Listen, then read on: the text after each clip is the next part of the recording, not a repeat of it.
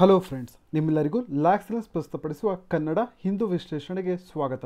ಇವತ್ತಿನ ದಿನಾಂಕ ಮೇ 26, 2020. ಇವತ್ತು ಅಪೇರ್ ಆಗಿರುವಂಥ ಇಂಪಾರ್ಟೆಂಟ್ ನ್ಯೂಸ್ ಪೇಪರ್ ಆರ್ಟಿಕಲ್ಸ್ಗಳನ್ನ ನಾವೀಗ ಚರ್ಚೆ ಮಾಡೋಣ. ಮೊದಲನೇದಾಗಿ ಈ ಒಂದು ನ್ಯೂಸ್ ಪೇಪರ್ ಆರ್ಟಿಕಲ್ ಡೆಲ್ಲಿ ಎಡಿಷನ್ನಲ್ಲಿ ಪೇಜ್ ನಂಬರ್ 16ರಲ್ಲಿ ಅಪೇರ್ ಆಗಿದೆ. ಈ ಒಂದು ಆರ್ಟಿಕಲ್ನಲ್ಲಿ ಏನು ಹೇಳ್ತಾ ಇದ್ದಾರೆ ಅಂತ ಹೇಳಿದ್ರೆ, ಕೇರಳದ ಒಂದು ಟೀಮ್ ಈಗ ಸಿಲ್ವರ್ ಫಿಶನ್ನು ತಮಿಳುನಾಡಿನ ವೆಲಂಕಣಿ ಎಂಬಲ್ಲಿ ಪತ್ತೆ ಮಾಡಿದೆ. ಈ ಒಂದು ನ್ಯೂ ಫ್ರೆಶ್ ವಾಟರ್ ಸ್ಪೀಷೀಸ್ನ ಬಗ್ಗೆ ಪೊಂಟಿಯಸ್ ಸ್ಯಾಂಕ್ಟಸ್ ಎನ್ನುವಂಥ ಒಂದು ಸ್ಪೀಷೀಸ್ನ ಬಗ್ಗೆ ಈ ಒಂದು ಆರ್ಟಿಕಲ್ನಲ್ಲಿ ಚರ್ಚೆ ನಡೀತಾ ಇದೆ. ಈ ಒಂದು ಆರ್ಟಿಕಲ್ನ ನೀವು ಸಿಲೆಬಸ್ GS3 ಕೆಳಗಡೆ ಬರುವಂಥ ಎನ್ವಿರಾನ್ಮೆಂಟ್ ಆ್ಯಂಡ್ ಬಯೋಡಿವರ್ಸಿಟಿ ಕೆಳಗಡೆ ನೋಟ್ಸ್ನ ಮಾಡ್ಕೊಬೋದು. ಮತ್ತು ಪ್ರಿಲಿಮ್ಸ್ ಪಾಯಿಂಟ್ ಆಫ್ ವ್ಯೂನಿಂದ ಈ ಒಂದು ಆರ್ಟಿಕಲ್, ಫಾರ್ ಎಕ್ಸಾಂಪಲ್ ಯಾವ್ಯಾವ ಸ್ಪೀಷೀಸ್ಗಳು ಸುದ್ದಿಯಲ್ಲಿರ್ತವೆ, ಈ ಥರದ ಆರ್ಟಿಕಲ್ ನಮ್ಮ ಪ್ರಿಲಿಮ್ಸ್ ಪಾಯಿಂಟ್ ಆಫ್ ವ್ಯೂನಿಂದ ಇಂಪಾರ್ಟೆಂಟ್ ಆಗುತ್ತೆ. ಈಗ ಮೊದಲನೇದಾಗಿ ಈ ಒಂದು ಫಿಶ್ನ ಹೆಸರು ಪೊಂಟಿಯಸ್ ಸ್ಯಾಂಕ್ಟಸ್ ಅಂತ ಹೇಳಿ. ಈ ಒಂದು ಫಿಶನ್ನು ಈಗ ಕೇರಳದ ಟೀಮ್ ತಮಿಳುನಾಡಿನ ವೆಲಂಕಣಿ ಎಂಬಲ್ಲಿ ಇದನ್ನು ಪತ್ತೆ ಮಾಡಲಾಗಿದೆ. ಈ ಒಂದು ಫಿಶ್ ಯಾವ ಫ್ಯಾಮಿಲಿಗೆ ಸೇರುತ್ತೆ ಅಂತ ಹೇಳಿದ್ರೆ, ಫ್ರೆಶ್ ವಾಟರ್ ಫಿಶ್ ಫ್ಯಾಮಿಲಿಗೆ ಸೇರುತ್ತೆ. ಅದನ್ನು ಸಿಪ್ರಿನಿಡೆ ಅಂತ ಹೇಳಿ ಕರೀತಾರೆ. ಸಿಪ್ರಿನಿಡೆ ಕೆಳಗಡೆ ಬರುವಂಥ ಈ ಒಂದು ಫ್ಯಾಮಿಲಿ ಕೆಳಗಡೆ ಬರುವಂಥ ಸ್ಪೀಷೀಸ್ಗಳನ್ನು ಸಿಪ್ರಿನಿಡ್ಸ್ ಅಂತ ಕರೀತಾರೆ. ಸಿಪ್ರಿನಿಡ್ಸ್ ಅಂತ ಹೇಳಿದ್ರೆ ಅವುಗಳೆಲ್ಲವೂ ಫ್ರೆಶ್ ವಾಟರ್ ಸ್ಪೀಷೀಸ್ಗಳಾಗಿದ್ದಾವೆ. ಇದನ್ನ ನೀವು ನೆನ್ಪಿಟ್ಕೊಂಡಿರಬೇಕು. ಪೊಂಟಿಯಸ್ ಸ್ಯಾಂಕ್ಟಸ್ ಈ ಒಂದು ಫಿಶ್ ಯಾವ ಫ್ಯಾಮಿಲಿಯ ಕೆಳಗಡೆ ಬಿಲಾಂಗ್ ಆಗುವಂಥ, ಯಾವ ಫ್ಯಾಮಿಲಿಗೆ ಸೇರುವಂಥ ಫಿಶ್ ಆಗಿದೆ ಅಂತ ಕೇಳಿದಂಥ ಸಂದರ್ಭದಲ್ಲಿ ಇದು ಸಿಪ್ರಿನಿಡೆ ಅನ್ನುವಂಥ ಒಂದು ಫ್ರೆಶ್ ವಾಟರ್ ಫಿಶ್ಗಳ ಫ್ಯಾಮಿಲಿಗೆ ಸೇರಿದಂಥ ಫಿಶ್ ಆಗಿದೆ. ನಂತರದಲ್ಲಿ ಇದರ ಹೆಸರಿನ ವಿಚಾರಕ್ಕೆ ಬಂದಂಥ ಸಂದರ್ಭದಲ್ಲಿ ಪೊಂಟಿಯಸ್ ಸ್ಯಾಂಕ್ಟಸ್ ಅಂತ ಹೇಳಿ ಯಾಕೆ ಕರೀತಾರೆ ಅನ್ನೋದನ್ನು ನೋಡೋದಾದರೆ, ಇಲ್ಲಿ ಸ್ಯಾಂಕ್ಟಸ್ ಅನ್ನುವಂಥದ್ದು ಲ್ಯಾಟಿನ್ನಲ್ಲಿ ಇದರ ಅರ್ಥ ಹೋಲಿ ಅಂತ ಹೇಳಿ. ಹೋಲಿ ಅಂತ ಹೇಳಿದ್ರೆ ಪವಿತ್ರವಾದದ್ದು ಅಂತ ಹೇಳಿ. ಈಗ ತಮಿಳುನಾಡಿನ ವೆಲಂಕಣಿ ಅನ್ನುವಂಥ ಒಂದು ಪ್ರದೇಶ ಪಾಪ್ಯುಲರ್ ಪಿಲಿಗ್ರಿಮ್ ಟೌನ್ ಆದ್ರಿಂದ, ಹೋಲಿ ಟೌನ್ ಅಂದರೆ ಪವಿತ್ರವಾದ ಪ್ರದೇಶವಾದ್ರಿಂದ ಈ ಒಂದು ಸ್ಪೀಷೀಸ್ಗೆ ಈಗ ಅಲ್ಲಿ ಪತ್ತೆಯಾದಂಥ ಈ ಒಂದು ಸ್ಪೀಷೀಸ್ಗೆ ಈಗ ಪೊಂಟಿಯಸ್ ಸ್ಯಾಂಕ್ಟಸ್ ಅಂತ ಹೇಳಿ ಕರೆದಿದ್ದಾರೆ.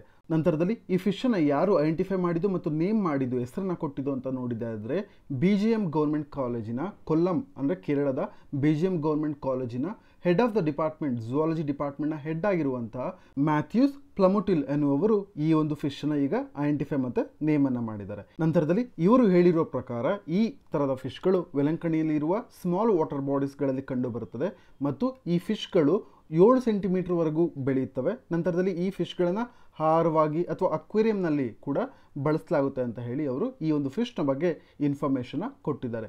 ಇಲ್ಲಿ ನೆನ್ಪಿಟ್ಕೊಂಡಿರಬೇಕು, ಈ ಒಂದು ಫಿಶನ್ನು ಆಹಾರವಾಗಿಯೂ ಕೂಡ ಕನ್ಸ್ಯೂಮ್ ಮಾಡ್ತಾರೆ ಅನ್ನುವಂಥದ್ದು ಮತ್ತು ಇದು ಬೆಳೆಯುವ ಗಾತ್ರ ಅಂದರೆ 7 ಸೆಂಟಿಮೀಟರ್ವರೆಗೂ ಈ ಒಂದು ಫಿಶ್ ಬೆಳೆಯುತ್ತೆ ಅನ್ನೋದನ್ನು ನೆನ್ಪಿಟ್ಕೊಂಡಿರಬೇಕು. ನಂತರದಲ್ಲಿ ಪೊಂಟಿಯಸ್ ಪ್ರಭೇದಗಳನ್ನು ನೋಡಿದ ಅಂತ ಸಂದರ್ಭದಲ್ಲಿ ಈ ಥರದ ಪೊಂಟಿಯಸ್ ಪ್ರಭೇದವನ್ನು ಸ್ಥಳೀಯವಾಗಿ ಕೇರಳದಲ್ಲಿ ಪರಲ್ ಅಂತ ಹೇಳಿ ಕರೀತಾರೆ ಮತ್ತು ತಮಿಳುನಾಡಿನಲ್ಲಿ ಕೆಂಡೆ ಅಂತ ಹೇಳಿ ಕರೀತಾರೆ. ಅಂದರೆ ಪೊಂಟಿಯಸ್ ಸ್ಪೀಷೀಸನ್ನು ಯಾವ ಯಾವ ಸ್ಥಳಗಳಲ್ಲಿ ಯಾವ ಯಾವ ಬೇರೆ ಬೇರೆ ಹೆಸರುಗಳಿಂದ ಕರೀತಾರೆ ಅನ್ನೋದು ನೆನಪಿರಬೇಕು. ಕೇರಳದಲ್ಲಿ ಪಾರಲ್ ಅಂತ ಕರೆದ್ರೆ, ತಮಿಳುನಾಡಿನಲ್ಲಿ ಪೊಂಟಿಯಸ್ ಪ್ರಭೇದವನ್ನು ಕೆಂಡೆ ಅಂತ ಹೇಳಿ ಕರೀತಾರೆ. ನಂತರದಲ್ಲಿ ಸ್ಪೀಷೀಸ್ ರಿಚ್ನೆಸ್ಗೆ ಮೂವ್ ಆಗಿದ್ದಾದರೆ, ಕೇರಳ ಮತ್ತು ತಮಿಳುನಾಡಿನಲ್ಲಿ ಈ ಒಂದು ಪ್ರಭೇದಕ್ಕೆ ಸೇರಿದಂಥ ಫಿಶ್ಗಳು ಸ್ಪೀಷೀಸ್ ರಿಚ್ನೆಸ್ ಅಂತ ಹೇಳಿದ್ರೆ ಸಮೃದ್ಧಿ, ಈ ಒಂದು ಪ್ರಭೇದದಲ್ಲಿ ಸಮೃದ್ಧಿಯನ್ನು ತೋರ್ತವೆ. ಆದರೆ ವೆಲಂಕಣಕ್ಕೆ ಸೇರಿದಂಥ ಇಲ್ಲಿ ಸಿಕ್ಕಿರುವಂಥ ಈ ಒಂದು ಫಿಶ್ ಪೊಂಟಿಯಸ್ ಸ್ಯಾಂಕ್ಟಸ್, ಈ ಒಂದು ಫಿಶ್ ಮಾದರಿಯನ್ನು ಅಬ್ಸರ್ವ್ ಮಾಡಿದ್ರೆ ಇದು ಇದರ ಕಸಿನ್ಸ್ ಫಿಶ್ಗಳಿಗಿಂತ ಅಂದರೆ ಪೊಂಟಿಯಸ್ ಅನ್ನುವಂಥ ಒಂದು ಪ್ರಭೇದಕ್ಕೆ ಸೇರಿದಂಥ ಫಿಶ್ಗಳಿಗಿಂತ ವಿಭಿನ್ನವಾದ ವ್ಯತ್ಯಾಸಗಳನ್ನು ಹೊಂದಿದೆ ಅಂತ ಹೇಳಿ ಈ ಆರ್ಟಿಕಲ್ನಲ್ಲಿ ಮೆನ್ಷನ್ ಮಾಡಿದ್ದಾರೆ. ಅಂದರೆ ಈ ಒಂದು ಫಿಶ್ ಇದರ ಜಾತಿಗೆ ಸೇರಿದಂಥ ಅಂದರೆ ಪೊಂಟಿಯಸ್ ಜಾತಿಗೆ ಸೇರಿದಂಥ ಬೇರೆ ಫಿಶ್ಗಳಿಗೆ ಕಂಪೇರ್ ಮಾಡಿದಂಥ ಸಂದರ್ಭದಲ್ಲಿ ಪೊಂಟಿಯಸ್ ಸ್ಯಾಂಕ್ಟಸ್ ಈ ಒಂದು ಫಿಶ್ ವಿಭಿನ್ನವಾದ ಅಂದರೆ ಡಿಸ್ಟಿಂಕ್ಟ್ ಡಿಫ್ರೆನ್ಸಸ್ಗಳನ್ನು ಅಥವಾ ಡಿಸ್ಟಿಂಕ್ಟ್ ಫೀಚರ್ಸ್ಗಳನ್ನು ಹೊಂದಿದೆ ಅಂತ ಹೇಳಿ ಹೇಳ್ತಾ ಇದ್ದಾರೆ. ನಂತರದಲ್ಲಿ ಫಿಸಿಕಲ್ ಕ್ಯಾರೆಕ್ಟರ್ಸ್, ಭೌತಿಕ ಗುಣಲಕ್ಷಣಗಳಿಗೆ ಮೂವ್ ಆಗಿದ್ದಾದರೆ ಇದು ಪ್ರೊಟ್ರಾಕ್ಟೈಲ್ ಮೌತನ್ನು ಹೊಂದಿರುತ್ತೆ. ನೀವು ಇಲ್ಲಿ ಅಬ್ಸರ್ವ್ ಮಾಡ್ಬೋದು, ಈ ಒಂದು ಇಮೇಜ್ನಲ್ಲಿ ಈ ರೀತಿಯಾದಂಥ ಫಿಶ್ ಮೌತ್ ಇದ್ದಂಥ ಸಂದರ್ಭದಲ್ಲಿ ಇದನ್ನು ಪ್ರೊಟ್ರಾಕ್ಟೈಲ್ ಮೌತ್ ಅಂತ ಹೇಳಿ ಕರೀತಾರೆ. ನಂತರದಲ್ಲಿ ಅ ಪೇರ್ ಆಫ್ ಮ್ಯಾಕ್ಸಿಲರಿ ಬಾರ್ಬಲ್ಸ್ ಅಂದರೆ ಇದೊಂದು ಸೆನ್ಸರಿ ಆರ್ಗನ್ ಆಗಿದೆ. ಈ ಇಮೇಜ್ನಲ್ಲಿ ನೀವು ನೋಡ್ಬೋದು, ಅಬ್ಸರ್ವ್ ಮಾಡಿದ್ರೆ ಗೊತ್ತಾಗುತ್ತೆ, ಇವುಗಳನ್ನು ಮ್ಯಾಕ್ಸಿಲರಿ ಬಾರ್ಬೆಲ್ ಅಂತ ಹೇಳಿ ಕರೀತಾರೆ. ನಂತರದಲ್ಲಿ 24 to 25 24ರಿಂದ 25 ಲೇಟ್ರಲ್ ಲೈನ್ ಸ್ಕೇಲ್ಸ್ಗಳನ್ನು ಹೊಂದಿದ್ರೆ ಸುಮಾರು 10ರಷ್ಟು ಪ್ರೀ ಡಾರ್ಸಲ್ ಸ್ಕೇಲ್ಸ್ಗಳನ್ನು ಹೊಂದಿರುತ್ತೆ ಈ ಫಿಶ್ ಅಂತ ಹೇಳಿ ಈ ಒಂದು ಆರ್ಟಿಕಲ್ನಲ್ಲಿ ಮೆನ್ಷನ್ ಮಾಡಿದ್ದಾರೆ. ನೀವು ಈ ಇಮೇಜ್ ನೋಡಿದ್ರೆ ಗೊತ್ತಾಗ್ಬೋದು ಲೇಟ್ರಲ್ ಲೈನ್ ಸ್ಕೇಲ್ಸ್ ಯಾವ ರೀತಿ ಇರುತ್ತೆ ಅಂತ ಹೇಳಿ ಮತ್ತು ಪ್ರೀ ಡಾರ್ಸಲ್ ಸ್ಕೇಲ್ಸ್ ಯಾವ ರೀತಿ ಇರುತ್ತೆ ಅಂತ ಹೇಳಿ. ಲೇಟ್ರಲ್ ಲೈನ್ ಸ್ಕೇಲ್ಸ್ಗಳನ್ನ ಕನ್ನಡದಲ್ಲಿ ಪಾರ್ಶ್ವರೇಖೆ ಮಾಪಕ ಅಂತ ಹೇಳಿ ಕೂಡ ಕರೀತಾರೆ. ಇಷ್ಟು ಪಾಯಿಂಟ್ಸ್ಗಳನ್ನ ನೀವು ನೆನ್ಪಿಟ್ಕೊಂಡಿರಬೇಕು. ಮೊದಲನೇದಾಗಿ ವೆಲಂಕಣಿಯಲ್ಲಿ ಸ್ಪಾಟ್ ಆಗಿರುವಂಥ, ತಮಿಳುನಾಡಿನ ವೆಲಂಕಣಿಯಲ್ಲಿ ಸ್ಪಾಟ್ ಆಗಿರುವಂಥ ಈ ಫಿಶನ್ನು ಪೊಂಟಿಯಸ್ ಸ್ಯಾಂಕ್ಟಸ್ ಅಂತ ಹೇಳಿ ಕರೆದಿದ್ದಾರೆ. ಸ್ಯಾಂಕ್ಟಸ್ ಅಂತ ಹೇಳಿದ್ರೆ ಹೋಲಿ ಅಂತ ಹೇಳಿ ಲ್ಯಾಟಿನ್ನಲ್ಲಿ, ಹೋಲಿ ಅಂತ ಹೇಳಿದ್ರೆ ಪವಿತ್ರವಾದದ್ದು. ಯಾಕೆ ಪವಿತ್ರವಾದದ್ದು ಅಂತ ಹೇಳಿ ಕರಿತಾ ಇದ್ದಾರೆ? ಯಾಕೆ ಅಂತ ಹೇಳಿದ್ರೆ ಈ ಒಂದು ಫಿಶ್ ಫೌಂಡ್ ಆಗಿರುವಂಥದ್ದು, ಕಂಡು ಹಿಡಿದಿರುವಂಥದ್ದು ತಮಿಳುನಾಡಿನ ವೆಲಂಕಣಿ. ಇದೊಂದು ಪಿಲಿಗ್ರಿಮೇಜ್ ಪ್ಲೇಸ್ ಆಗಿದೆ, ಪಾಪ್ಯುಲರ್ ಪಿಲಿಗ್ರಿಮ್ ಟೌನ್ ಆಗಿದೆ. ಅದರಿಂದಾಗಿ ಈ ಒಂದು ಫಿಶನ್ನು ಈಗ ಪಂಟಿಯಸ್ ಸ್ಯಾಂಕ್ಟಸ್ ಅಂತ ಹೇಳಿ ಕರೆದಿದ್ದಾರೆ. ನಂತರದಲ್ಲಿ ಈ ಒಂದು ಫಿಶ್ ಫ್ರೆಶ್ ವಾಟರ್ ಫ್ಯಾಮಿಲಿಗೆ ಅಂದರೆ ಸಿಪ್ರಿನಿಡ್ಸ್ ಅಂತ ಹೇಳಿ ಕರೀತಾರೆ, ಸಿಪ್ರಿನಿಡೇ ಫ್ಯಾಮಿಲಿಗೆ ಬಿಲಾಂಗ್ ಆಗಿದೆ. ಅದರಿಂದಾಗಿ ಇದೊಂದು ಫ್ರೆಶ್ ವಾಟರ್ ಫಿಶ್ ಅನ್ನೋದನ್ನು ನೆನ್ಪಿಟ್ಕೊಂಡಿರಬೇಕು. ಮತ್ತು ಇದು ಸುಮಾರು ಭೌತಿಕವಾಗಿ 7 ಸೆಂಟಿಮೀಟರ್ 7 ಸೆಂಟಿಮೀಟರ್ ಅಷ್ಟು ಗಾತ್ರಕ್ಕೆ ಬೆಳೆಯುವಂಥ ಸಾಧ್ಯತೆ ಇದೆ ಅಂತ ಹೇಳಿ ಈ ಒಂದು ಆರ್ಟಿಕಲ್ನಲ್ಲಿ ಮೆನ್ಷನ್ ಮಾಡಿದ್ದಾರೆ. ಇಷ್ಟು ಪಾಯಿಂಟ್ಸ್ಗಳನ್ನ ನೀವು ಒಂದು ಕಡೆ ನೋಟ್ಸ್ ಮಾಡಿಟ್ಕೊಂಡಿರಿ. ಯಾವ್ಯಾವ ಸ್ಪೀಷೀಸ್ಗಳು ನ್ಯೂಸ್ನಲ್ಲಿ ಇರುತ್ತೆ, ಇದು ನಮಗೆ ಪ್ರಿಮ್ಸ್ ಪಾಯಿಂಟ್ ಆಫ್ ವ್ಯೂನಿಂದ ತುಂಬ ಇಂಪಾರ್ಟೆಂಟ್ ಆಗುತ್ತೆ. ಈಗ ನಾವು ನೆಕ್ಸ್ಟ್ ಆರ್ಟಿಕಲ್ಗೆ ಮೂವ್ ಆಗಿದ್ದರೆ ಈ ಒಂದು ಆರ್ಟಿಕಲ್ ಪೇಜ್ ನಂಬರ್ 4ರಲ್ಲಿ ಡೆಲ್ಲಿ ಎಡಿಷನ್ನಲ್ಲಿ ಅಪಿಯರ್ ಆಗಿರುವಂಥ ಆರ್ಟಿಕಲ್ ಆಗಿದೆ. ಈ ಒಂದು ಆರ್ಟಿಕಲ್ನಲ್ಲಿ ಏನು ಡಿಸ್ಕಸ್ ಮಾಡ್ತಾ ಇದ್ದಾರೆ ಅಂತ ಹೇಳಿದ್ರೆ, ಈಗ ಪಂಜಾಬ್ನಲ್ಲಿ ವೀಟ್ ಹಾರ್ವೆಸ್ಟಿಂಗ್ ಮುಗಿದಂತಹ ಹಿನ್ನೆಲೆಯಲ್ಲಿ ಈಗ ಸ್ಟಬಲ್ ಬರ್ನಿಂಗ್ ಕೇಸಸ್ಗಳು ಜಾಸ್ತಿ ಆಗ್ತಾ ಇದೆ ಅಂತ ಹೇಳಿ ಈ ಒಂದು ಆರ್ಟಿಕಲ್ನಲ್ಲಿ ಡಿಸ್ಕಸ್ ಮಾಡ್ತಾ ಇದ್ದಾರೆ. ಈ ಒಂದು ಟಾಪಿಕನ್ನು ನೀವು GS3 ಕೆಳಗಡೆ ಬರುವಂಥ conservation and pollution related issues ಈ ಒಂದು ಟಾಪಿಕ್ನ ಕೆಳಗಡೆ ನೀವು ನೋಟ್ಸ್ನ ಮಾಡ್ಕೊಬೋದು. ಮತ್ತು ಈ ಒಂದು ಆರ್ಟಿಕಲ್ನ ಹಿನ್ನೆಲೆಯಲ್ಲಿ ಸ್ಟಬಲ್ ಬರ್ನಿಂಗ್ ಅಂದರೆ ಏನು ಅಂತ ಹೇಳಿ ನೀವು ತಿಳ್ಕೊಂಡಿರಬೇಕಾಗುತ್ತೆ. ಸ್ಟಬಲ್ ಬರ್ನಿಂಗ್ ಈ ಒಂದು ಪ್ರಾಕ್ಟೀಸನ್ನು ನಾವು ಹೆಚ್ಚಾಗಿ ಎಲ್ಲಿ ಕಾಣ್ತೀವಿ ಅಂತ ಹೇಳಿದ್ರೆ ಪಂಜಾಬ್ ಮತ್ತು ಹರಿಯಾಣ ಪ್ರದೇಶಗಳಲ್ಲಿ ನಾವು ಕಾಣ್ತೀವಿ. ಇದೊಂದು ಕಾಮನ್ ಪ್ರಾಕ್ಟೀಸ್ ಆಗಿದೆ. ಈ ಮುಖಾಂತರವಾಗಿ ರೈತರುಗಳು ತಮ್ಮ ಹೊಲಗಳನ್ನು ಮುಂದಿನ ಬೆಳೆಗೆ ಪ್ರಿಪೇರ್ ಮಾಡ್ಕೊಳ್ಳುವಂಥದ್ದು ಅಂತ ಹೇಳಿದ್ರೆ ಅವುಗಳನ್ನು ಬಿತ್ತನೆ ಮಾಡೋದಕ್ಕೋಸ್ಕರ ಹೊಲಗಳನ್ನು ಸಿದ್ಧಪಡಿಸುವಂಥ ಈ ಒಂದು ಕೆಲಸವನ್ನು ಸ್ಟಬಲ್ ಬರ್ನಿಂಗ್ ಅಂತ ಹೇಳಿ ಕರೀತಾರೆ. ಇದನ್ನು ಯಾಕೆ ಮಾಡ್ತಾರೆ ಅಂತ ಹೇಳಿದ್ರೆ ಭತ್ತದ ಕೊಯ್ಲು ಮತ್ತು ಗೋಧಿ ಬಿತ್ತನೆ ಮಾಡೋದಕ್ಕೆ ಇವುಗಳ ನಡುವೆ ಕಡಿಮೆ ಸಮಯ ಉಳಿದಿರುತ್ತೆ. ಈ ಸಂದರ್ಭದಲ್ಲಿ ಅವರುಗಳು ಅವರ ಹೊಲವನ್ನು ಸಿದ್ಧಪಡಿಸ್ಕೊಬೇಕಾಗಿರುತ್ತೆ. ಈಸಿಯಾಗಿ ಅಂದರೆ ತುಂಬ ಬೇಗ ಕಡಿಮೆ ಅವಧಿಯಲ್ಲಿ ತಮ್ಮ ಹೊಲಗಳನ್ನ ಸಿದ್ಧಪಡಿಸ್ಕೊಬೇಕು ಅಂತ ಹೇಳಿದ್ರೆ ಆ ಹೊಲದಲ್ಲಿ ಉಳಿದಿರುವಂಥ ಕಡ್ಡಿಗಳನ್ನು ಸ್ಟಬಲ್ಗಳನ್ನು ಬರ್ನ್ ಮಾಡೋದ್ರ ಮುಖಾಂತರವಾಗಿ ಅವರು ತಮ್ಮ ಹೊಲಗಳನ್ನು ಸಿದ್ಧಪಡಿಸ್ಕೊಳ್ತಾರೆ. ಈ ರೀತಿ ಸ್ಟಬಲ್ ಬರ್ನಿಂಗ್ ಮಾಡೋದ್ರಿಂದ ಹಾರ್ಮ್ಫುಲ್ ಗ್ಯಾಸಸ್ಗಳು ಎಮಿಷನ್ ಆಗುತ್ತೆ ಅನ್ನೋದು ನಮಗೆ ಗೊತ್ತು. ಇದರಿಂದಾಗಿ ಡೆಲ್ಲಿಯಲ್ಲಿ ಪೊಲ್ಯೂಷನ್ ಲೆವೆಲ್ ಇನ್ಕ್ರೀಸ್ ಆಗುತ್ತೆ ಮತ್ತು ಗಾಳಿಯ ಏರ್ ಕ್ವಾಲಿಟಿ ಇಂಡೆಕ್ಸ್ ಕಡಿಮೆ ಆಗುತ್ತೆ ಅನ್ನೋದನ್ನು ನಾವು ಹಿಂದೆ ಹಲವಾರು ನ್ಯೂಸ್ ಪೇಪರ್ ಆರ್ಟಿಕಲ್ಸ್ಗಳಲ್ಲಿ ಗಮನಿಸಿದ್ದೇವೆ. ಈಗ ಸ್ಟಬಲ್ ಬರ್ನಿಂಗಿಂದಾಗಿ ಯಾವ ಯಾವ ಹಾರ್ಮ್ಫುಲ್ ಗ್ಯಾಸಸ್ಗಳು ರಿಲೀಸ್ ಆಗುತ್ತೆ ಅನ್ನೋದನ್ನು ನೋಡೋದಾದರೆ carbon dioxide, sulphur dioxide, nitrogen dioxide, ಇದರ ಜೊತೆ ಕೆಲವೊಂದು PM ಪರ್ಟಿಕ್ಯುಲೇಟ್ ಮ್ಯಾಟರ್ಸ್ಗಳು ಕೂಡ ರಿಲೀಸ್ ಆಗುತ್ತೆ ಅನ್ನೋದು ನಮಗೆ ಗೊತ್ತಿರಬೇಕು. ನಂತರದಲ್ಲಿ ರೈತರುಗಳು ಕೇವಲ ಕಡಿಮೆ ಸಮಯದ ಅವಕಾಶ ಇರೋದ್ರಿಂದ ಮಾತ್ರ ಸ್ಟಬಲ್ ಬರ್ನಿಂಗ್ ಮಾಡೋದಿಲ್ಲ.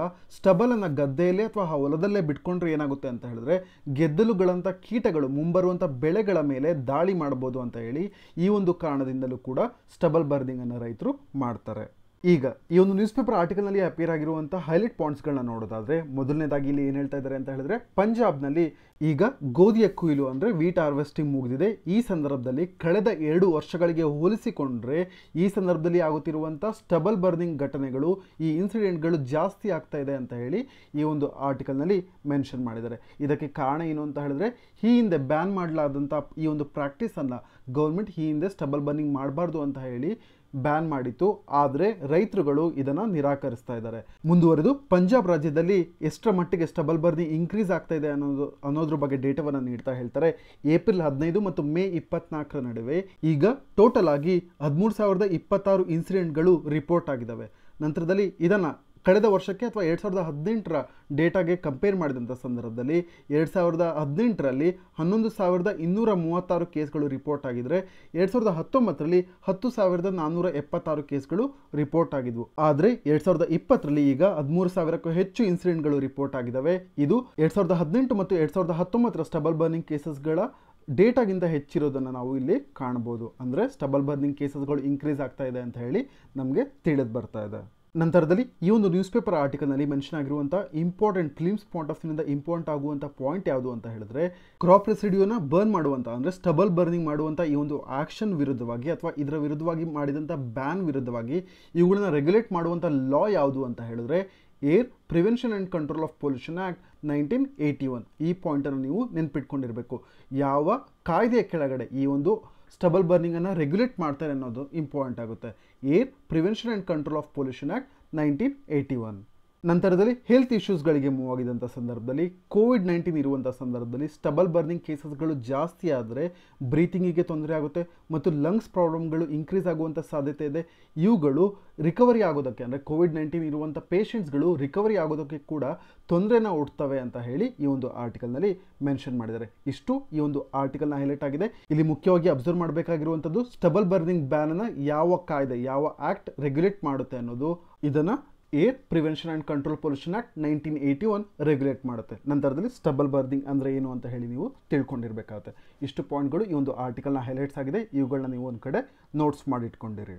ಈಗ ನಾವು ನೆಕ್ಸ್ಟ್ ಆರ್ಟಿಕಲ್ಗೆ ಹೋಗಿದ್ದಾದರೆ ಈ ಒಂದು ಆರ್ಟಿಕಲ್ ಡೆಲ್ಲಿ ಎಡಿಷನಲ್ಲಿ ಪೇಜ್ ನಂಬರ್ 4ರಲ್ಲಿ ಅಪೇರ್ ಆಗಿದೆ. ಈ ಒಂದು ಆರ್ಟಿಕಲ್ನಲ್ಲಿ ಏನು ಡಿಸ್ಕಸ್ ಮಾಡ್ತಾ ಇದ್ದಾರೆ ಅಂತ ಹೇಳಿದ್ರೆ, ಈ ಹಿಂದೆ ಹರಿಯಾಣದ ಗೌರ್ಮೆಂಟ್ ವಾಟರ್ ಟೇಬಲ್ ಕುಸಿತಾ ಇದೆ ಅಂತ ಹೇಳಿ ಹರಿಯಾಣದಲ್ಲಿ ಕೆಲವೊಂದು ಬ್ಲಾಕ್ಗಳಲ್ಲಿ ಪ್ಯಾಡಿ ಕಲ್ಟಿವೇಶನ್ ಮಾಡೋದನ್ನ ಅಂದರೆ ಭತ್ತ ಬೆಳೆಯೋದನ್ನ ಬ್ಯಾನ್ ಮಾಡಲಾಗಿತ್ತು. ಈಗ ಈ ಒಂದು ನಿರ್ಧಾರದ ವಿರುದ್ಧವಾಗಿ ರೈತರುಗಳು ಪ್ರೊಟೆಸ್ಟ್ ಮಾಡ್ತಾ ಇದ್ದಾರೆ ಹರಿಯಾಣದಲ್ಲಿ. ಇದರ ಬಗ್ಗೆ ಈ ಒಂದು ಆರ್ಟಿಕಲ್ನಲ್ಲಿ ಚರ್ಚೆ ಮಾಡ್ತಾ ಇದ್ದಾರೆ. ಈಗ ಈ ಒಂದು ಟಾಪಿಕನ್ನು ನೀವು ಸಿಲೆಬಸ್ GS2 ಕೆಳಗಡೆ government policies and interventions for development in various sectors and issues arising out of the design and implementation ಈ ಒಂದು ಟಾಪಿಕ್ನ ಕೆಳಗಡೆ ನೀವು ನೋಟ್ಸ್ನ ಮಾಡ್ಕೊಬೋದು. ಮೊದಲನೇದಾಗಿ ನಾನು ಈಗಾಗಲೇ ಹೇಳಿರುವಂತೆ ಹರಿಯಾಣದಲ್ಲಿ ಈಗ ಪ್ಯಾಡಿ ಕಲ್ಟಿವೇಶನನ್ನು 8 ಬ್ಲಾಕ್ಗಳಲ್ಲಿ ಬ್ಯಾನ್ ಮಾಡಲಾಗಿದೆ. ಇದಕ್ಕೆ ಮೂಲ ಕಾರಣ ಏನು ಅಂತ ಹೇಳಿದ್ರೆ ವಾಟರ್ ಟೇಬಲ್ ಕುಸಿಯುತ್ತಿರುವಂಥದ್ದು. ಇದನ್ನು ತಡೆಗಟ್ಟಬೇಕು ಅಂತ ಹೇಳಿದ್ರೆ ಪ್ಯಾಡಿ ಕಲ್ಟಿವೇಶನ್ ಅಂದರೆ ಹೈಯೆಸ್ಟ್ ವಾಟರನ್ನು ಯುಟಿಲೈಸ್ ಮಾಡುವಂಥ ಪ್ಯಾಡಿ ಕಲ್ಟಿವೇಶನನ್ನು ಈಗ ಕೆಲವೊಂದು ಬ್ಲಾಕ್ಗಳಲ್ಲಿ ತಡೆಗಟ್ಟಿದ್ದೇ ಆದರೆ ವಾಟರ್ ಟೇಬಲನ್ನು ಇನ್ಕ್ರೀಸ್ ಮಾಡ್ಬೋದು ಅನ್ನುವಂಥ ಉದ್ದೇಶವನ್ನು ಈಗ ಹರಿಯಾಣ ಗೌರ್ಮೆಂಟ್ ಇಟ್ಕೊಂಡು ಪ್ಯಾಡಿ ಕಲ್ಟಿವೇಶನ್ನ ಈಗ ಬ್ಯಾನ್ ಮಾಡಲಾಗಿತ್ತು. ನಂತರದಲ್ಲಿ ಸ್ಟೇಟ್ ಅಗ್ರಿಕಲ್ಚರ್ ಡಿಪಾರ್ಟ್ಮೆಂಟ್ನ ಪ್ರಕಾರವಾಗಿ ಗೌರ್ಮೆಂಟ್ಗೆ ಕೆಲವೊಂದು ಟಾರ್ಗೆಟ್ಸ್ಗಳನ್ನ ಅಚೀವ್ ಮಾಡೋದಕ್ಕೂ ಕೂಡ ಇದು ಸಹಾಯ ಮಾಡುತ್ತೆ. ಯಾವ ರೀತಿಯಲ್ಲಿ ಅಂತ ಹೇಳಿದ್ರೆ ಡೈವರ್ಸಿಫಿಕೇಶನ್ ಆಫ್ ಕ್ರಾಪ್ಸ್ ಅಂತ ಹೇಳಿದ್ರೆ ವೈವಿಧ್ಯಮಯವಾಗಿ ಭೂಮಿಯಲ್ಲಿ ಬೆಳೆಗಳನ್ನು ಬೆಳೆಯೋದ್ರ ಮುಖಾಂತರವಾಗಿ ರಾಜ್ಯದಲ್ಲಿ 1 ಲಕ್ಷ ಹೆಕ್ಟೇರ್ ಭೂಮಿಯನ್ನ ಬೇರೆ ಬೇರೆ ಬೆಳೆಗಳನ್ನು ಬೆಳೆಯೋದಕ್ಕೆ ಉಪಯೋಗಿಸ್ಕೊಬಹುದು. ಮತ್ತು ರಾಜ್ಯದಲ್ಲಿ ಈಗಾಗಲೇ ಒಟ್ಟು 12.5 ಲಕ್ಷ ಹೆಕ್ಟೇರ್ ಪ್ರದೇಶದಲ್ಲಿ ನೀರನ್ನು ಅತಿ ಹೆಚ್ಚು ಪ್ರಮಾಣದಲ್ಲಿ ಉಪಯೋಗಿಸಿ ಭತ್ತವನ್ನು ಬೆಳೀತಾ ಇದ್ದಾರೆ. ಆದರೆ ಈ 1 ಲಕ್ಷ ಹೆಕ್ಟೇರ್ನ ಮೇಲೆ ಪ್ಯಾಡಿ ಕಲ್ಟಿವೇಶನ್ ನ ಬ್ಯಾನ್ ಮಾಡಿದಂಥ ಸಂದರ್ಭದಲ್ಲಿ ಡೈವರ್ಸಿಫಿಕೇಶನ್ ಆಫ್ ಕ್ರಾಪ್ಸ್ನ ಅಚೀವ್ ಮಾಡ್ಬೋದು ಅಂತ ಹೇಳಿ ಅಭಿಪ್ರಾಯ ಪಡ್ತಾ ಇದೆ ಹರಿಯಾಣ ಗೌರ್ಮೆಂಟ್. ನಂತರದಲ್ಲಿ ಇದು ಕೇವಲ ಅಂತರ್ಜಲವನ್ನು ಹೆಚ್ಚಿಸುವುದಕ್ಕೆ ಮಾತ್ರವಲ್ಲ, ಅಂದರೆ ವಾಟರ್ ಟೇಬಲನ್ನು ಇನ್ಕ್ರೀಸ್ ಮಾಡೋದಕ್ಕೆ ಮಾತ್ರವಲ್ಲ, ನಂತರದಲ್ಲಿ ಹರಿಯಾಣದಲ್ಲಿ ಆಗುವಂಥ ಸ್ಟಬಲ್ ಬರ್ನಿಂಗ್ ಕೇಸಸ್ಗಳನ್ನು ಕೂಡ ರೆಡ್ಯೂಸ್ ಮಾಡೋದಕ್ಕೆ ಇದೊಂದು ಸುವರ್ಣಾವಕಾಶ ಅಂತ ಹೇಳಿ ಈ ಒಂದು ಹಿನ್ನೆಲೆಯಲ್ಲಿ ಹರಿಯಾಣದಲ್ಲಿ ಈಗ ಗೌರ್ಮೆಂಟ್ 8 ಬ್ಲಾಕ್ಗಳಲ್ಲಿ ಪ್ಯಾಡಿ ಕಲ್ಟಿವೇಶನನ್ನು ಬ್ಯಾನ್ ಮಾಡಿದೆ. ಇಷ್ಟು ಬ್ಯಾಕ್ಗ್ರೌಂಡ್ ಡೇಟಾ ಗೊತ್ತಿದ್ರೆ ನಾವು ಈ ಒಂದು ಆರ್ಟಿಕಲ್ನ ಚೆನ್ನಾಗಿ ಅರ್ಥ ಮಾಡ್ಕೊಬೋದು. ಈಗ ಈ ಒಂದು ಆರ್ಟಿಕಲ್ನ ಹೈಲೈಟ್ಸ್ಗಳಿಗೆ ಹೋಗೋದಾದರೆ, ಈಗ ಭತ್ತದ ಕೃಷಿಯನ್ನು ರಾಜ್ಯದ ಕೆಲವು ಪ್ರದೇಶಗಳಿಗೆ ಮಾತ್ರ ಸೀಮಿತಗೊಳಿಸಿದೆ ಹರಿಯಾಣದ ಗೌರ್ಮೆಂಟ್. ಇದರ ವಿರುದ್ಧವಾಗಿ ಈಗ ಹಲವಾರು ರೈತರುಗಳು ಸೋಮವಾರದಂದು ಟ್ರ್ಯಾಕ್ಟರ್ ಮೆರವಣಿಗೆಯನ್ನು ನಡೆಸಿದ್ದಾರೆ ಮತ್ತು ಈ ಒಂದು ನಿರ್ಧಾರವನ್ನು ತಕ್ಷಣವೇ ಹಿಂತೆಗೆದುಕೊಳ್ಬೇಕು ಅಂತ ಹೇಳಿ ರಿಕ್ವೆಸ್ಟ್ ಮಾಡಿದ್ದಾರೆ. ನಂತರದಲ್ಲಿ ಈ ಒಂದು ಆರ್ಟಿಕಲ್ನಲ್ಲಿ ಇಂಪಾರ್ಟೆಂಟ್ ಆಗಿ ನೆನ್ಪಿಟ್ಕೊಂಡಿರ್ಬೇಕಂತ ಪಾಯಿಂಟ್ ಯಾವುದು ಅಂತ ಹೇಳಿದ್ರೆ, ಈಗ ರೈತರುಗಳು ಕಿಸಾನ್ ಬಚೋ ಖೇತಿ ಬಚಾವೋ ಅಂತ ಹೇಳಿ ಈ ಒಂದು ಅಭಿಯಾನವನ್ನು ಪ್ರಾರಂಭಿಸಿದ್ದಾರೆ. ಈ ಒಂದು ಅಭಿಯಾನದ ಹೆಸರು ನಿಮಗೆ ನೆನಪಿರಬೇಕು, ಕಿಸಾನ್ ಬಚೋ ಖೇತಿ ಬಚಾವೋ ಅಂತ. ಇದು ಹರಿಯಾಣದ ವಿಶ್ವವಾಗಿ ಅನ್ನೋದು ನಿಮಗೆ ನೆನಪಿರಬೇಕು. ಇದರ ಕೆಳಗಡೆ ಸುಮಾರು 50 ಹಳ್ಳಿಗಳಿಂದ 2000ಕ್ಕೂ ಹೆಚ್ಚು ರೈತರುಗಳು ಈ ಒಂದು ಟ್ರ್ಯಾಕ್ಟರ್ ಮೆರವಣಿಗೆಯಲ್ಲಿ ಪಾಲ್ಗೊಂಡಿದ್ದಾರೆ. ನಂತರದಲ್ಲಿ ಕಿಸಾನ್ ಬಚೋ ಖೇತಿ ಬಚಾವೋ ಈ ಒಂದು ಅಭಿಯಾನದಲ್ಲಿ ಪಾಲ್ಗೊಂಡಿದ್ದಾರೆ. ನಂತರದಲ್ಲಿ ಬೆಳೆಗಳ ಮೇಲೆ ನಿರ್ಬಂಧ ಇರುವಂಥ ನಿರ್ಧಾರವನ್ನು ವಿರೋಧಿಸಿ ತಮ್ಮ ಪ್ರತಿಭಟನೆಯನ್ನು ದಾಖಲಿಸಿದ್ದಾರೆ. ನಂತರದಲ್ಲಿ ಹರಿಯಾಣದಲ್ಲಿ ರಾಷ್ಟ್ರೀಯ ಕಿಸಾನ್ ಸಂಘಟನ್ ಅಂತ ಇದೆ. ಅದರ ಅಧ್ಯಕ್ಷರಾಗಿರುವಂಥ ಪ್ರೆಸಿಡೆಂಟ್ ಆಗಿರುವಂಥ ಜಸ್ಬೀರ್ ಸಿಂಗ್ ಅವರು ಹೇಳ್ತಾರೆ, ಹೊಲದಲ್ಲಿ ಏನು ಬಿತ್ತಬೇಕು ಅನ್ನೋದನ್ನು ರೈತರೇ ನಿರ್ಧರಿಸಲಿ, ಮೆಕ್ಕೆಜೋಳದಂಥ ಪರ್ಯಾಯ ಬೆಳೆಗಳನ್ನು ಬೆಳೆಯೋದಕ್ಕೆ ಸರ್ಕಾರ ಈಗ ಕೇಳ್ಕೊಳ್ತಿದೆ, ಆದರೆ ಇಲ್ಲಿನ ಮಣ್ಣಿನ ಮತ್ತು ಹವಾಮಾನ ಇದಕ್ಕೆ ಅನುಕೂಲ ಮಾಡಿಕೊಡೋದಿಲ್ಲ ಅಂತ ಹೇಳಿ ತಮ್ಮ ಅಭಿಪ್ರಾಯವನ್ನು ವ್ಯಕ್ತಪಡಿಸಿದ್ದಾರೆ. ನಂತರದಲ್ಲಿ ಇತ್ತೀಚೆಗೆ ಹರಿಯಾಣ ಸರ್ಕಾರ ಮೇರಾ ಪಾನಿ ಮೇರಿ ವಿರಾಸತ್ ಅಂತ ಹೇಳಿ ಒಂದು ಯೋಜನೆಯನ್ನು ಪ್ರಾರಂಭಿಸಿತು.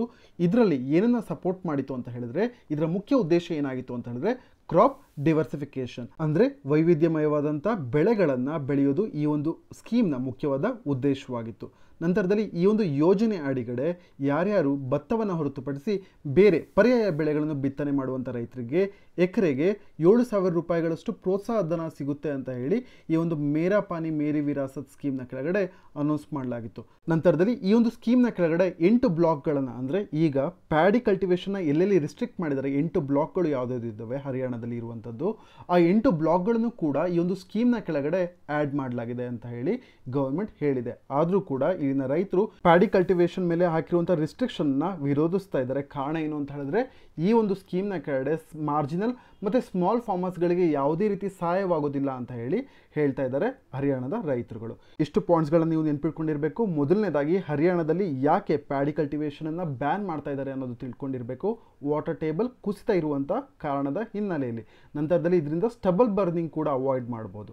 ನಂತರದಲ್ಲಿ ಮೇನ್ಸ್ ಪಾಯಿಂಟ್ ಆಫ್ ವ್ಯೂನಿಂದ ನಮ್ಮ ಎಕ್ಸಾಮ್ನಲ್ಲಿ ಅಗ್ರಿಕಲ್ಚರ್ ರಿಲೇಟೆಡ್ ಆಗಿ ಕ್ವಶನ್ಸ್ ಬಂದಂಥ ಸಂದರ್ಭದಲ್ಲಿ ಗೌರ್ಮೆಂಟ್ ಸ್ಕೀಮ್ಸ್ಗಳನ್ನು ಚರ್ಚೆ ಮಾಡುವಂಥ ಸಂದರ್ಭದಲ್ಲಿ ಗೌರ್ಮೆಂಟ್ ಯಾವ ಯಾವ ರೀತಿ ರಿಸ್ಟ್ರಿಕ್ಷನ್ಸ್ಗಳನ್ನ ಹಾಕ್ತಾ ಇದೆ ಮತ್ತು ಅದು ರೈತರಿಗೆ ಯಾವ ರೀತಿ ಸ್ಮಾಲ್ ಮತ್ತು ಮಾರ್ಜಿನಲ್ ಫಾರ್ಮರ್ಸ್ಗಳಿಗೆ ಯಾವ ರೀತಿ ತೊಂದರೆ ಮಾಡ್ತಾ ಇದೆ ಅನ್ನುವಂಥ ಒಂದು ಡೈಮೆನ್ಷನನ್ನು ನೀವು ಈ ಒಂದು ಆರ್ಟಿಕಲ್ನಿಂದ ನೀವು ಪಡ್ಕೊಬೋದು.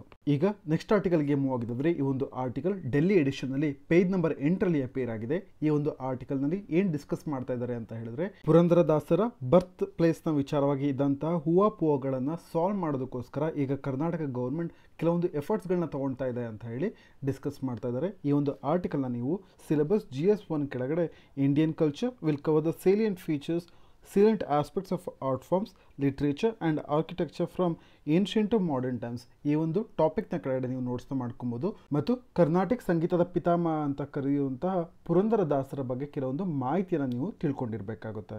ಮೊದಲನೇದಾಗಿ ಪುರಂದರದಾಸರ ಟೈಮ್ ಪೀರಿಯಡನ್ನು ನೋಡಿದ್ದಾದರೆ 1484ರಿಂದ 1565. ನಂತರದಲ್ಲಿ ಇವರು ಕರ್ನಾಟಕ ಸಂಗೀತದ ಪ್ರಖ್ಯಾತ ಸಂಯೋಜಕ ಮತ್ತು ಕೃಷ್ಣನ ಮಹಾಭಕ್ತ ಮತ್ತು ವೈಷ್ಣವ ಕವಿ, ಸಂತ ಮತ್ತು ಸಾಮಾಜಿಕ ಸುಧಾರಕ, ಸೋಷಿಯಲ್ ರಿಫಾರ್ಮರ್ ಅಂತಲೇ ಹೇಳ್ಬೋದು. ನಂತರದಲ್ಲಿ ವ್ಯಾಸತೀರ್ಥ ಇವರ ಡಿಸೇಪಲ್ ಆಗಿದ್ರು, ಇವರ ಶಿಷ್ಯರಾಗಿದ್ದರು. ವ್ಯಾಸತೀರ್ಥ ಇವರು ದ್ವೈತ ಫಿಲಾಸಫಿಯನ್ನು ಫಾಲೋ ಮಾಡ್ತಾ ಇದ್ರು.